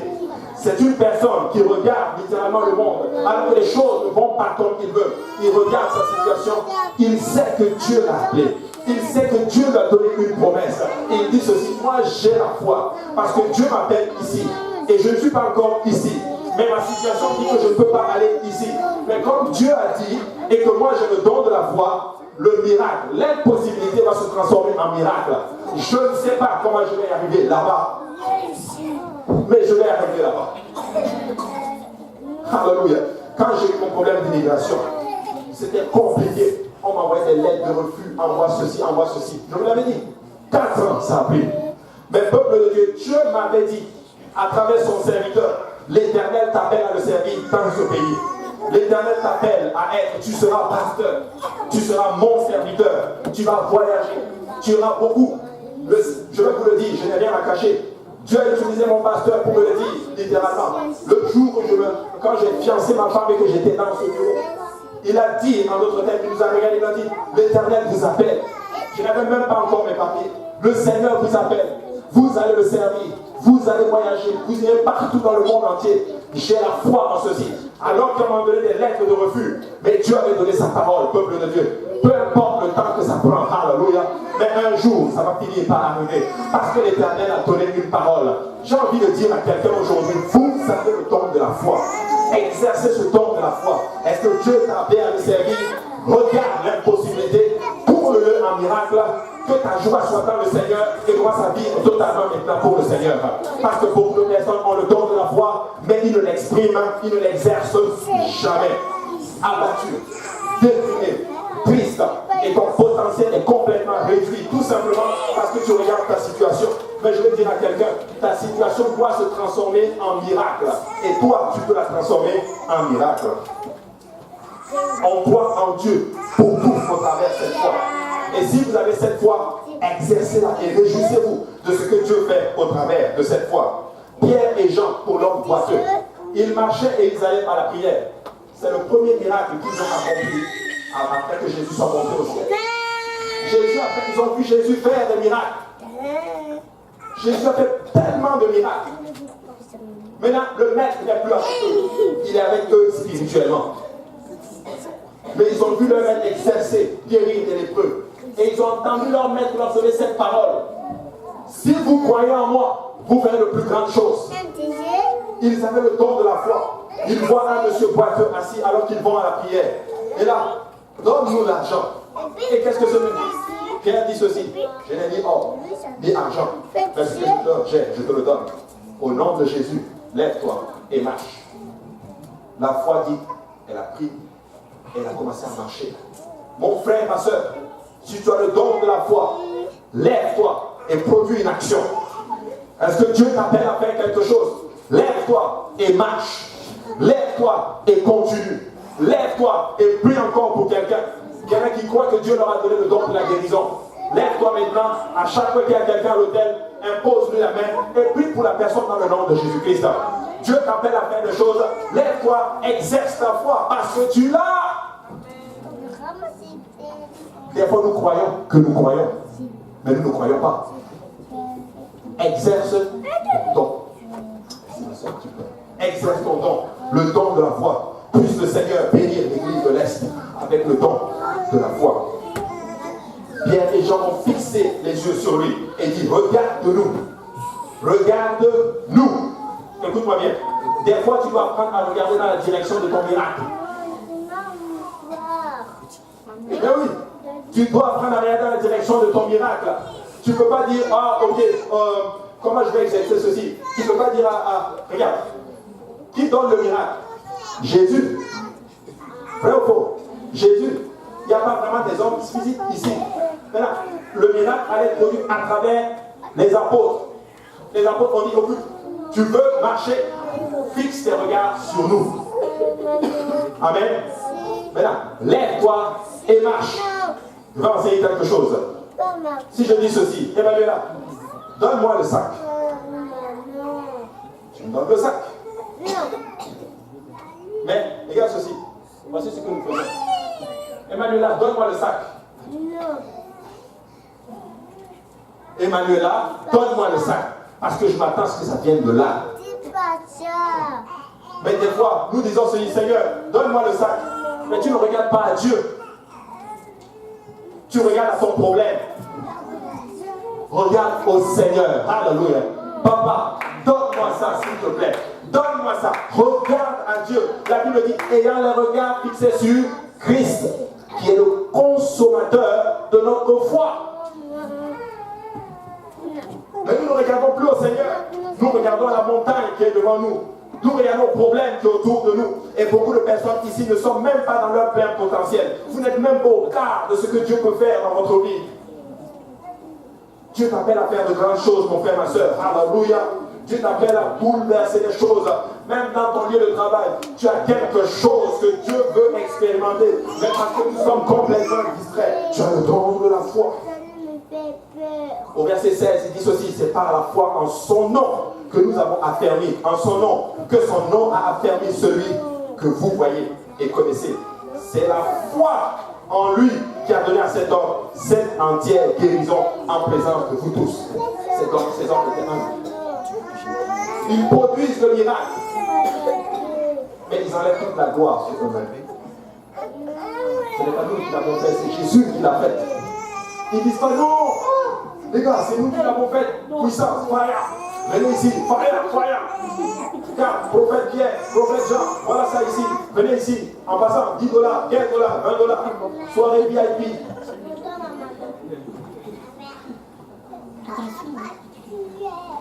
N'attirez pas l'attention sur vous. Pourquoi vous dites? Vous n'avez jamais vu ça, soirée VIP? Prophétie VIP? Ça existe. Prophétie VIP. $800 pour entrer. Chaise d'or. Toi, ta prophétie est spéciale. $200, je te donne une prophétie à $200. Toi, c'est $50, prophétie à moitié. Après ça. C'est n'importe quoi. Et les enfants de Dieu courent d'après ces genres de choses-là. B. Opération des miracles. Que quelqu'un dise des miracles. L'opération des miracles, c'est un don de l'esprit dans lequel la puissance surnaturelle est libérée par Dieu à travers la vie d'une personne pour effectuer une guérison ou un événement immédiat et surnaturel. C'est un signe ou une merveille que les humains ne peuvent pas expliquer par un appel aux lois naturelles. Ça, c'est le miracle. Le miracle, ça veut dire c'est quelque chose, dans la norme des choses, c'est censé arriver comme ça, mais ça sort littéralement de l'ordinaire et ça arrive. Alors qu'on dit que ça ne va pas fonctionner, je le tourne en miracle. Et ça fonctionne. Par exemple, on dit que ça ne va pas aller, je le tourne en miracle. Je vous rappelle encore mes papiers d'immigration, la même chose. L'agent d'immigration me dit intention de refus. Et j'ai la parole de l'agent d'immigration et j'ai la parole de l'Éternel dans ma vie. Tu seras un serviteur de Dieu. Tu es appelé à rester ici. Deux paroles. Oh, je bénis beaucoup Dieu. Il y a une parole qui pesait beaucoup plus dans ma vie. C'était la parole du Dieu vivant. C'était la parole de Jésus-Christ. Toi, tu dis que je dois partir, mais lui dit que je reste. Peuple de Dieu, le même agent qui m'a dit intention de refus a signé mon document d'immigration. Il a mis mon stylo dans l'enveloppe et il me l'a envoyé. Je doute même s'il n'a pas utilisé ce même stylo pour signer le document. Peuple de Dieu, écoutez-moi bien. Peu importe les choses qui sont dans votre vie, Dieu peut faire un miracle. Dieu peut performer un miracle. Il y a des gens ici qui étaient malades, tu meurs dans la tête. L'église prie. Parce que l'Église croit qu'il y a le don de miracle. Nous n'étions pas en France. La sœur était en France. Alors que nous avons prié, la sœur dit qu'elle a fait un songe. Quelqu'un est comme venu spécifiquement. Moi, je crois que c'était le Seigneur lui-même qui est venu, qui a fait cette opération. Elle va à l'hôpital, il n'y avait plus de tumeur dans sa tête. Mon frère, ma soeur, Dieu performe encore des miracles. Dieu peut te guérir du cancer. Dieu peut te guérir de la maladie. Dieu peut te donner littéralement pour restaurer ta famille. Dieu peut guérir littéralement quelqu'un qui a un cœur dur comme pas possible. L'Éternel est capable. Il performe des miracles. Non, j'ai dit. Alléluia. C'est le Dieu des miracles. Le Dieu des miracles. Vous savez, ce n'est pas la raison particulière pourquoi je le suis. Mais une des raisons, c'est qu'il performe des miracles. Et je suis un miracle vivant devant vous. J'ai blasphémé le nom de Jésus. J'ai combattu la chrétienté. Jamais je ne recule que je servirai le Seigneur. Mais cet homme est en train de servir le Seigneur. Un miracle extraordinaire. Beaucoup de personnes ici, je n'aurais jamais imaginé que vous servirez le Seigneur. Mais vous êtes en train de servir le Seigneur. Miracle de l'Éternel. Alléluia. Éticus, dans Actes chapitre 1, verset 10. Paul était en train d'enseigner la parole de Dieu. La Bible dit qu'il était à la fenêtre, en train d'écouter la parole du Seigneur. Ça, c'est représentatif. Les gens qui écoutent la parole du Seigneur, qui sont une partie dans la chambre, une partie à l'extérieur. Il était assis sur la fenêtre. Paul enseigne. Il était tellement étonné qu'il est tombé et puis il est mort. Certains d'entre vous, vous êtes sur votre fenêtre spirituellement. Vous avez un pied dedans, un pied dehors. Je ne veux pas prophétiser mauvais, mais quand je regarde la vie d'Éticus, si tu continues à être sur ta fenêtre, la prochaine étape, ça va être la mort. Mais oui. Vrai ou faux? Heureusement pour Éticus, qui avait Paul qui était là pour lui imposer la main. Et il a ressuscité. Le don des miracles. Il est tombé, il est mort. Éticus, assis à la fenêtre. Pourquoi tu n'entres pas à l'intérieur? Un pied ici, un pied dedans. Écoute, prends une décision. Tu sais, au moins s'il était dehors, il ne serait pas mort tout de suite. Mais si tu es dedans, oh, alléluia, tu as la vie. Mais des fois, certains ont les compromis. Un pied ici, un pied là. Aujourd'hui, on sert Dieu. Aujourd'hui, on ne sert pas Dieu. Aujourd'hui, on sert Dieu. Aujourd'hui, on ne sert pas Dieu. Écoute, Dieu est en train de te parler. Prends enfin une décision. Prends une décision. Écoute, si tu ne veux pas le servir, ne le sers pas. Mais si tu dois le servir, sers-le avec toutes tes forces. Parce qu'il n'y a pas de juste milieu. Soit tu vas servir Jésus, soit tu ne vas pas servir Jésus. Il n'y a pas de juste milieu entre les deux. Il y en a qui disent, oh non, moi je suis gentil. C'est juste que je ne suis pas trop extrémiste. Je veux pas être trop dedans. Moi, je n'aime pas la passion. Tu sais, je veux pas être trop dedans. Parce que vous, les églises évangéliques, c'est rentré ici, c'est sorti ici. Non, moi, je veux juste être au bord. Mon ami, tu n'es pas au bord. Soit tu es dedans, soit tu n'es pas dedans. Quand j'ai donné ma vie à Dieu, j'étais musulman. Je suis allé voir un grand frère qui disait catholique. Je lui dis, grand frère, vraiment, je viens te voir ici parce que il y a beaucoup de choses qui sont passées dans ma vie. Je suis devenu chrétien maintenant. Il me dit, ah, vraiment, c'est bien, mon petit, c'est bien. Mais il ne faut pas tomber dans la passion. Et sur le coup, je dis, c'est vrai, il ne faut pas être passionné. C'est vrai. Pourtant, j'étais passionné quand j'étais musulman. Mais avec le temps, j'ai dit, mais attends, ça, c'est pas bon, ça. Je dois être passionné par le Christ. Alléluia. Je dois être fou pour Jésus. Écoutez, les gens qui jouent au soccer, ils sont fous pour ce qu'ils font. Ils ont commencé à s'entraîner depuis l'âge de 5 ans. Leur vie, c'est le soccer. Leur vie, c'est ça. Ils vivent que pour jouer. Ils vivent que pour faire toutes ces choses. Et nous, aujourd'hui, dans le Seigneur, il ne faut pas être passionné. Oh, j'aime Jésus. Alléluia. Je suis passionné par Jésus. En haut, c'est Jésus. À devant, c'est Jésus. À gauche, c'est Jésus. Je me lève, c'est Jésus. Partout je vais, c'est Jésus. Écoute, des fois, même au travail, tu parles même avec ta directrice et il y a un gloire à Dieu qui sort comme ça d'un coup et tu coupes. Alléluia. À un moment donné, Dieu m'a dit, écoute, laisse-toi, laissez ça ton langage. Tu étais d'une nature pécheresse, ta nature a changé. Tu es devenu juste un chrétien maintenant. C'est des gloires à Dieu qui sortent. Elle te dit, oh, bon, peut-être avant, on va faire ça. On va le faire. Mais c'est quoi, même, mon frère, ma soeur, n'aie pas honte de ce que tu n'es. Quand le gloire à Dieu vient, laisse sortir le gloire à Dieu. Quand le amen vient, laisse le amen sortir. Alléluia. Écoutez, n'aie pas honte. Alléluia. Quand tu rentres dans le bus et qu'il y a une voix qui te dit, et si tu sortais de la Bible le livre? Non, Seigneur, ça va. Je veux le livre. Attends, le téléphone. Le pasteur avait dit eSword. Attends, je vais même voir si je peux le télécharger. Comme tu as iPhone, tu vois que ça coûte $2. Tu dis, la Bible, non? Mais qu'est-ce qu'on... Sors ta Bible, mon ami. Sors la Bible, le papier. Alléluia. Commence à lire la parole du Seigneur. Tu ne sais pas qui peut venir te voir alors que tu es en train de lire la parole du Seigneur. Alléluia.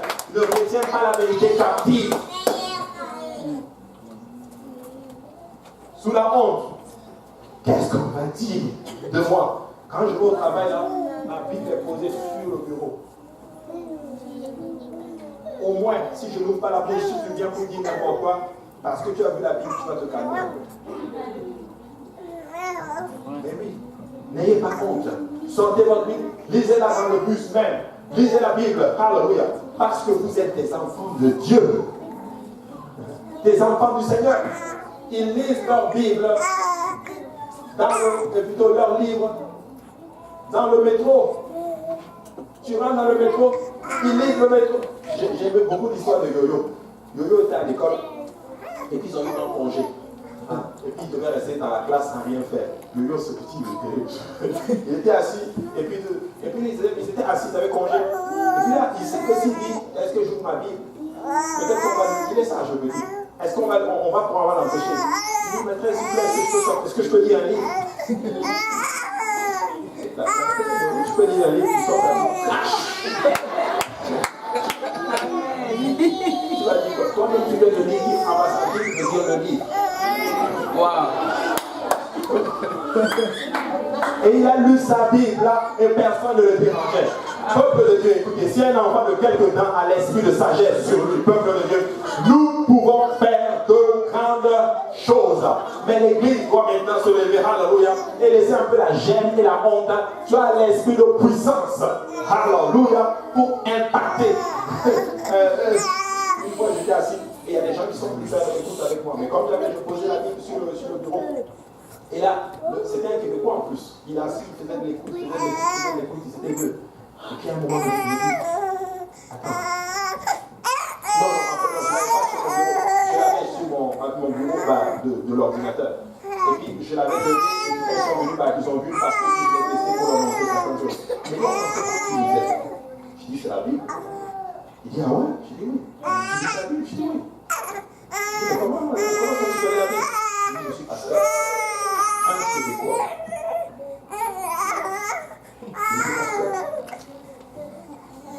Tu sais, quand tu lis ta Bible, tu attires les enfants de Dieu même vers toi. Il a dit, regardez, il y a un serviteur ici, va le voir. C'est la meilleure phrase qu'il y a même une formatrice des fois qui est aussi chrétienne. Quand elle est les enfants de Dieu, quand elle forme des gens et que c'est des gens qui vont à l'église, elle les vient et elle les met avec moi. Lui là, c'est un pasteur, va te mettre assis, va t'asseoir avec lui. C'est un pasteur. N'ayez pas honte. N'ayez pas honte. Parce qu'à travers vous, un enfant de Dieu est juste un miracle ambulant. Des fois, tu n'as même pas besoin de marcher. On te voit seulement, on te touche, le miracle se produit. Ton manteau produit tout simplement le miracle. Et certains d'entre vous, ton manteau, même tes habits, l'onction du Seigneur va l'accompagner. Alléluia. Dans la Bible, les apôtres, c'était ça. Leur manteau guérissait les gens. Moi, je crois que mes vêtements sont loin de l'Esprit du Seigneur. Il ne faut pas venir toucher mes vêtements. Vous avez vos vêtements aussi. C'est aussi loin par le Seigneur. Alléluia. Pourquoi? Parce que tu es un enfant du Seigneur. Mais j'ai bientôt terminé. Alléluia. Amen. Ok, on a fini avec l'éticus. C'est don de guérison. Le don de guérison sont pluriels. Ils se réfèrent à des guérisons spéciales et divers types exécutés par Dieu. Tous les croyants dans le Nouveau Testament peuvent imposer les mains aux malades et les malades seront guéris. Marc chapitre 16 et 17 dit ceci. Voici les miracles qui accompagneront ceux qui auront cru. En mon nom, ils chasseront des démons, ils parleront de nouvelles langues, ils saisiront des serpents. S'ils boivent quelques breuvages mortels, ils ne leur feront point de mal. Ils imposeront les mains aux malades et les malades seront guéris. Le Seigneur, après avoir parlé, fut élevé au ciel et il s'assit à la droite de Dieu et il s'en allait prêcher partout. Regardez, le Seigneur travaillait avec eux et confirmait la parole par les miracles qui l'accompagnaient. Quelqu'un est malade? Prends ta main, impose la main, et puis au nom de Jésus, et la personne va être guérie. C'est réel. Vous ne le croyez pas? C'est réel. Il y a des guérisons qui prennent du temps. D'autres sont instantanées. D'autres, c'est un processus spécifiquement. Mais le problème avec nous, les enfants de Dieu, c'est ceci. Nous voulons tellement la guérison. Que la guérison, des fois, va mettre un certain temps. Mais tu n'as pas compris que des fois, c'est un processus. Alléluia. Des fois, ça peut être instantané, mais ça peut être aussi un processus. Tous les anciens de l'Église peuvent poindre avec de l'huile pour la guérison. Jacques chapitre 5 et 14 dit ceci. Quelqu'un parmi vous est-il malade, qu'il appelle les anciens de l'Église et que les anciens prient pour lui, en loyant d'huile au nom du Seigneur. Regardez, Actes chapitre 5 et 7. La multitude accourait aussi des villes voisines à Jérusalem, amenant des malades et des gens tourmentés par des esprits impurs. Et tous étaient guéris. Tous. Même les esprits impurs. Écoutez, il y a des gens qui vont venir dans la maison du Seigneur qui sont schizophrènes. Au nom de Jésus, Dieu peut les guérir. Il y a des gens qui vont venir qui sont totalement fous. Au nom de Jésus, Dieu peut les guérir. Il y a des gens qui étaient schizophrènes. Il y a des gens qui avaient tel type de problème. Mais dans le nom de Jésus, ils ont été guéris. Pourquoi? Parce qu'il y a un don qu'on appelle le don de la guérison. Et Dieu guérit les gens. Dieu guérit les malades. Regarde, Actes chapitre 9, verset 33. Il y trouva un homme nommé Aîné, couché sur un lit depuis 8 ans, et paralytique. Pierre lui dit, Aîné, Jésus-Christ te guérit, lève-toi et arrange ton lit. Et aussitôt, il se leva. Mais là, c'est arrivé comment? Est-ce que ça arrive du jour au lendemain? Non. C'est le résultat d'une consécration et d'une intimité avec Dieu. Ça ne vient pas comme ça. Lève-toi et marche. Non. C'est venu avec une relation intense avec Dieu. Et moi, je crois qu'un temps arrive et nous allons voir des paralytiques qui vont marcher dans la maison du Seigneur. Moi, je crois que nous sommes en train d'arriver dans le temps où vous allez voir des morts qui vont ressusciter des gens qui vont ressusciter d'entre les morts. Je sais que vous n'y croyez pas. Hein? Moi, je vais croire pour vous. Hein? Alléluia. Mais ça va arriver. Il y en a qui ne croient pas. Il y en a qui disent non, c'est trop. C'était des apôtres. Eux là, c'était des apôtres. Écoute, tu vas aller quelque part.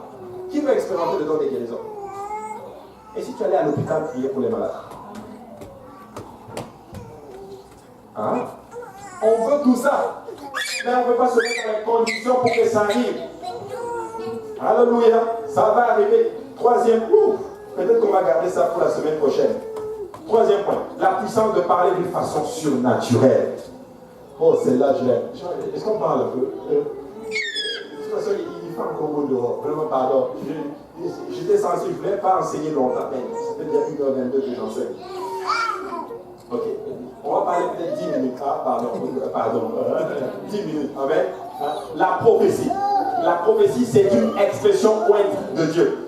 C'est un message spécifique de Dieu au peuple dans leur propre langue. Amen.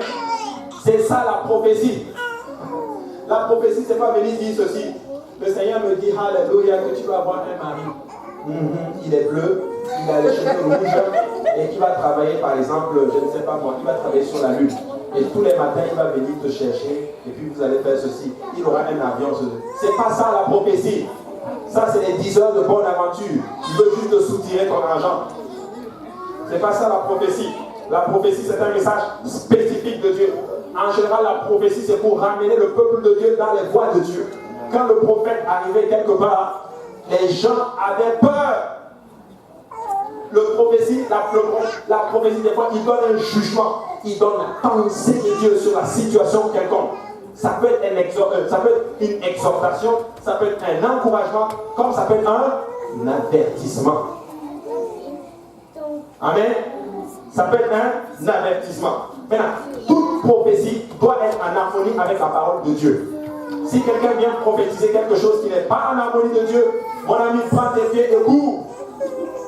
Ça veut dire ceci. Donc, tu dois connaître la parole de Dieu. Amen. Oui, il y a des gens qui courent derrière les prophètes. Ils courent derrière les prophètes. Ah, prophète, dis-moi. Prophète, qu'est-ce que tu vois? Prophète, regarde-moi. Hein? Prends ton scanner et dis-moi ce qui se passe là. Nous ne devons pas vivre comme ceci. Tu ne dois pas vivre en courant derrière ce qu'on appelle prophétie, prophétie et prophétie. Et si tu allais chercher la face de Dieu toi-même? Et il y a des gens qui sont comme ceci. Ils vivent et ils sautent maintenant d'église en église. Église, oh non, là-bas j'ai entendu qu'il y a un prophète de Dieu. Non, je vais aller le voir, il va me dire. Non, cherche le Seigneur. Elle doit être en harmonie avec la parole du Seigneur. C'est comme un homme de Dieu qui a eu, un homme qui a eu une prophétie. Là, une soi-disant prophétie. Il dit ceci, l'Éternel m'a ravi en esprit. Et je me suis retrouvé dans le jardin de l'Éternel. C'est en mes mots. Je me suis retrouvé dans les jardins de l'Éternel. Et là, j'ai marché. Et après, je me suis tourné et j'ai vu 3 trônes. Il y a un problème. La Bible dit qu'il y a un seul trône. Et celui qui est assis sur le trône, c'est nul autre que le Seigneur Jésus. Et il dit spécifiquement que les 3 trônes qu'il a vus, un trône pour le Seigneur, un trône pour Jésus, un trône pour le Saint-Esprit et un trône pour le Père. C'est nulle part dans la Bible. Il n'y a qu'un seul trône. Et c'est le Seigneur Jésus qui est assis sur le trône. Et les gens, oh, alléluia, il a donné la prophétie. Il a donné la prophétie. Et c'est comme ça que l'esprit mauvais infiltre littéralement la vie des gens. Un prophète peut prophétiser, mais si une personne utilise le don de prophétie, cela ne veut pas dire que tu es obligatoirement un prophète. Amen. Quelqu'un qui prophétise n'est pas forcément un prophète, mais le prophète, lui, prophétise. Dieu peut t'utiliser alors que tu n'es pas prophète pour prophétiser. Amen. Donc rappelez-vous la particularité de la prophétie. Elle est concorde, elle est conforme à la parole de Dieu et elle est dans la langue des hommes. Amen. Elle est dans la langue des hommes. Si quelqu'un donne tantôt une prophétie, elle va être en français. Alléluia. Très important de comprendre ceci. Le don de la prophétie, elle est l'édification de l'Église, elle est pour l'édification de l'Église, exhortation, avertissement et aussi dans l'essence de l'Église. 1 Corinthiens 14 et 3 dit ceci. Celui qui prophétise au contraire parle aux hommes, les édifie, les exhorte, les console. Celui qui parle en langue s'édifie lui-même. Celui qui prophétise édifie l'Église. On va expliquer ça. Celui qui prophétise, il édifie tout le corps du Christ. Exemple, pendant que je prêche, ou si un jour je prêche et que l'Esprit te saisit et que tu lèves et que tu donnes un message, si c'est une prophétie, tu vas parler en français. Ou par exemple, si tu te trouves par exemple au Japon, tu vas parler en japonais. En fait, ça va être en fonction du nombre de la congrégation. La langue qui est le plus parlée dans la congrégation. Tu vas parler dans cette langue-là. Et tu vas édifier tout le corps du Christ. Mais s'il advenait que tu te lèves et que tu parles en langue, comme nous l'avons déjà eu ici, dans ce cas, Paul dit qu'il faut qu'il y ait un interprète. Alléluia. Il y a 2 choses.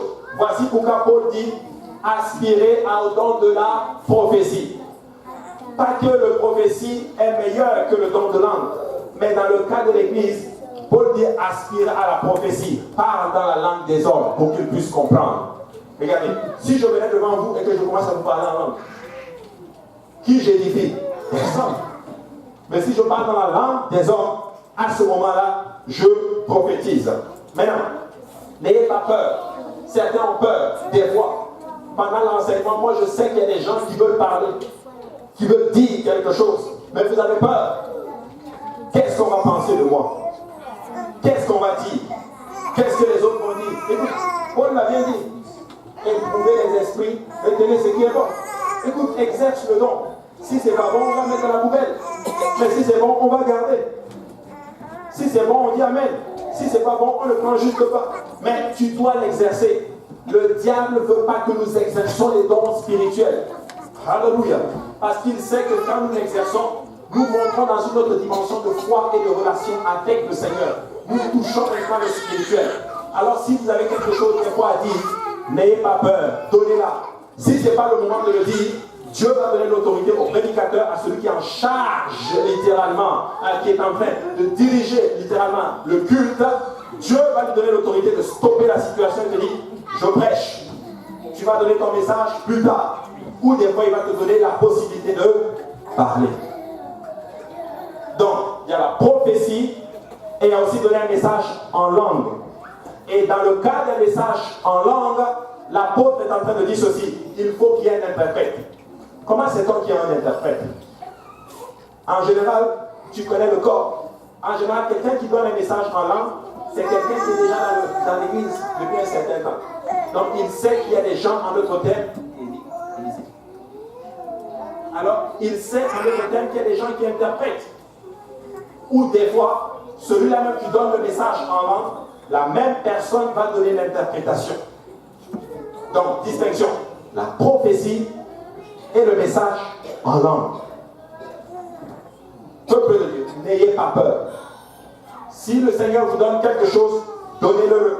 Si c'est pas bon, on va juste le prendre. Et Paul dit dans Corinthiens 14, 22 que par conséquent, les langues sont un signe pour les non-croyants. Mais les non-croyants, la prophétie au contraire est un signe, la prophétie au contraire est un signe pour les non-croyants. Non pas pour les non-croyants, mais pour les croyants. Mais les langues, c'est un signe pour, non pour les croyants, mais pour les non-croyants. Est-ce que vous comprenez ce qu'ils sont en train de dire? Je veux dire, les langues sont un signe pour, non pour les croyants, mais pour les non-croyants. La prophétie au contraire est un signe, non pour les non-croyants, mais pour les croyants. Écoutez ceci, je vais vous l'expliquer simplement. Les langues, c'est pour les non-croyants. Pourquoi? Parce que quelqu'un qui arrive dans l'église, qui ne croit pas, et Dieu t'utilise, tu donnes un message en langue. Imagine-toi, Dieu t'utilise et te donne un message dans sa langue. La personne sur le coup est convaincue de la puissance de l'esprit. Parce qu'elle sait que toi, tu ne comprends pas sa langue. Ou par exemple, donne un message dans une autre langue et quelqu'un d'autre interprète. Le non-croyant est convaincu. Mais tu ne peux pas convaincre le croyant avec les langues. Il sait comment ça fonctionne déjà les langues. Donc pour le croyant, il faut que tu prophétises. Et tu vas parler littéralement de certaines situations. Par exemple, j'ai déjà eu ce cas-là à l'église, au cas de Saint-Laurent. C'était la première fois que je voyais ces dons-là s'expérimenter de façon intense, littéralement. Il y avait quelqu'un qui vivait dans l'impudicité comme pas possible, à un niveau comme pas possible. Et Dieu l'avait averti. Et pendant que le pasteur Grand prêchait, il y a une dame filipino qui s'élève et qui donne un message en langue. Et le message en langue était un avertissement de la personne. Mais elle a donné cette langue en farsi. Parce que les anciens étaient là. Elle a donné cette langue en farsi. Et le pasteur, un des pasteurs qui était là, qui était iranien, a compris tout ce qu'elle a dit. Elle a couru, il est allé voir le pasteur. Il a dit, pasteur, j'ai entendu tout ce que la dame a dit. Moi, j'ai tout compris. Et la même dame qui vient des Philippines donne un message en farsi. Et la même dame réinterprète ce qu'elle a dit en anglais. Extraordinaire. Avertissement comme pas possible. En général, les messages, ça va exhorter l'église, ça va édifier l'église, mais ça va aussi avertir lorsque l'église est en train de tomber dans le mauvais. Alors, si le Seigneur vous donne, n'ayez pas peur. Si c'est pas bon, et même si c'est pas biblique, c'est pas grave.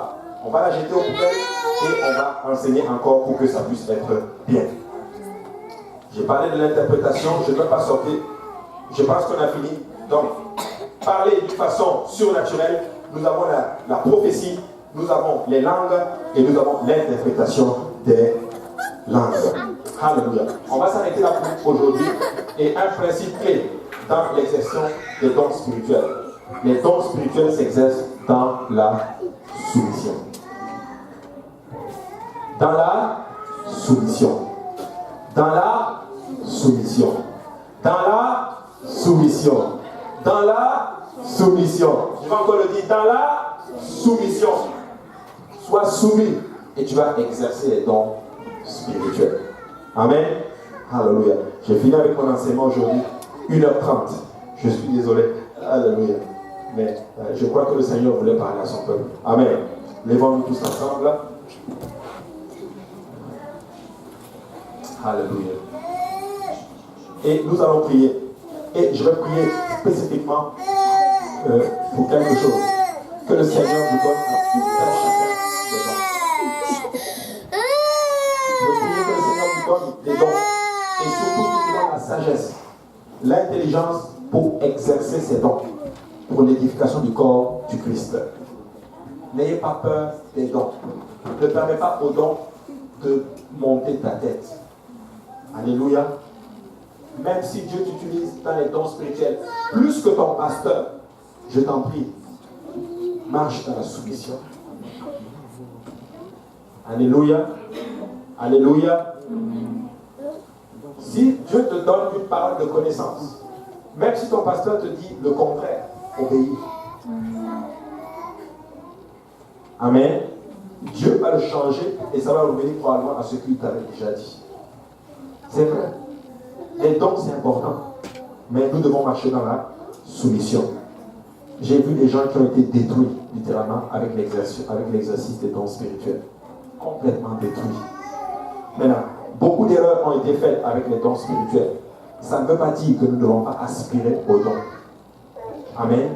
Priez pour les avoir, littéralement, et le Seigneur va faire de grandes choses. Amen. Alléluia. Alors, je vais prier maintenant. Je vais prier pour tout un chacun de vous.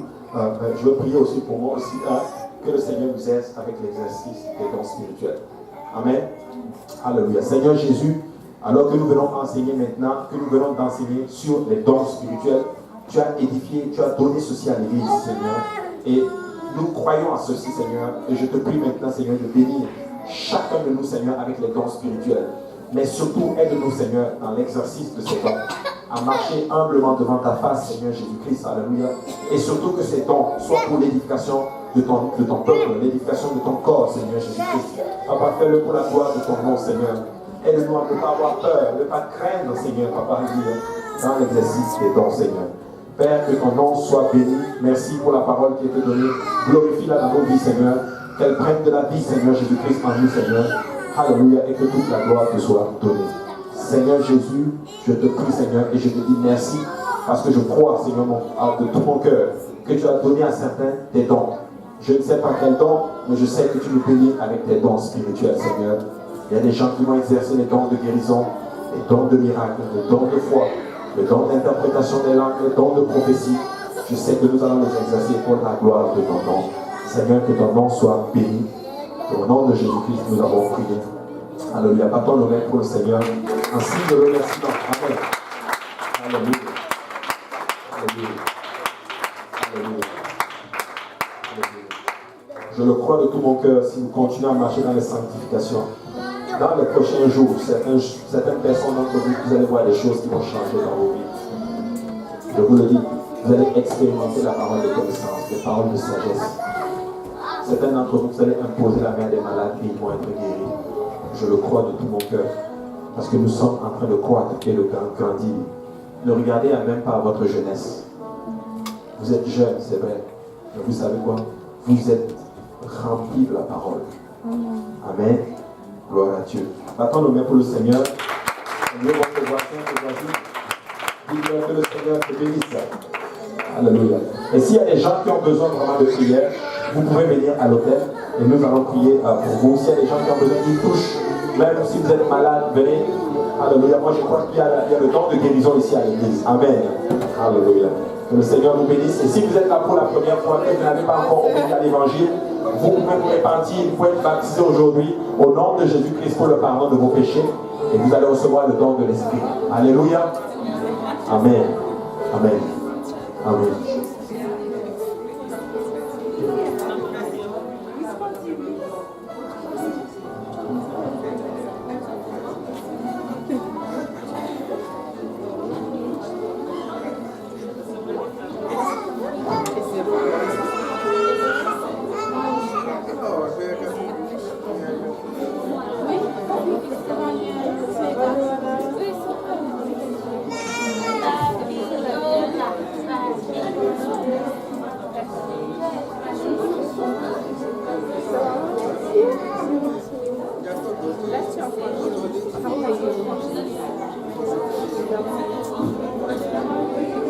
finalement, c'est comment le travail? On a déjà changé son département. Ah, ok, ça se passe bien comme ça.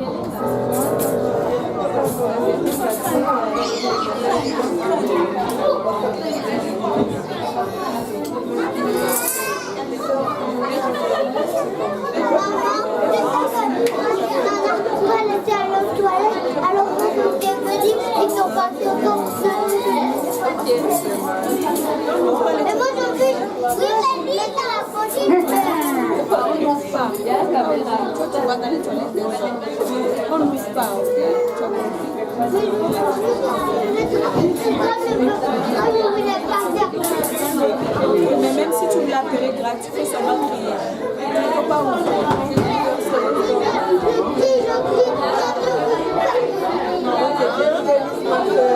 Salut tonton, salut tonton. Salut bonne amie. Là tu t'en vas comme ça. Là tu t'en vas comme ça. Là tu vas. Tu as pris du sang.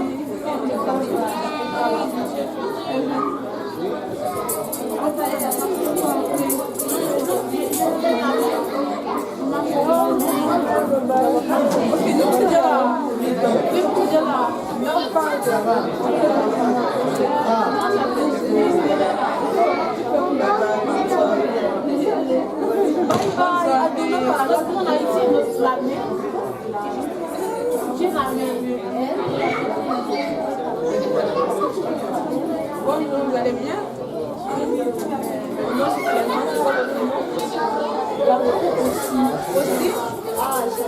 Aussi?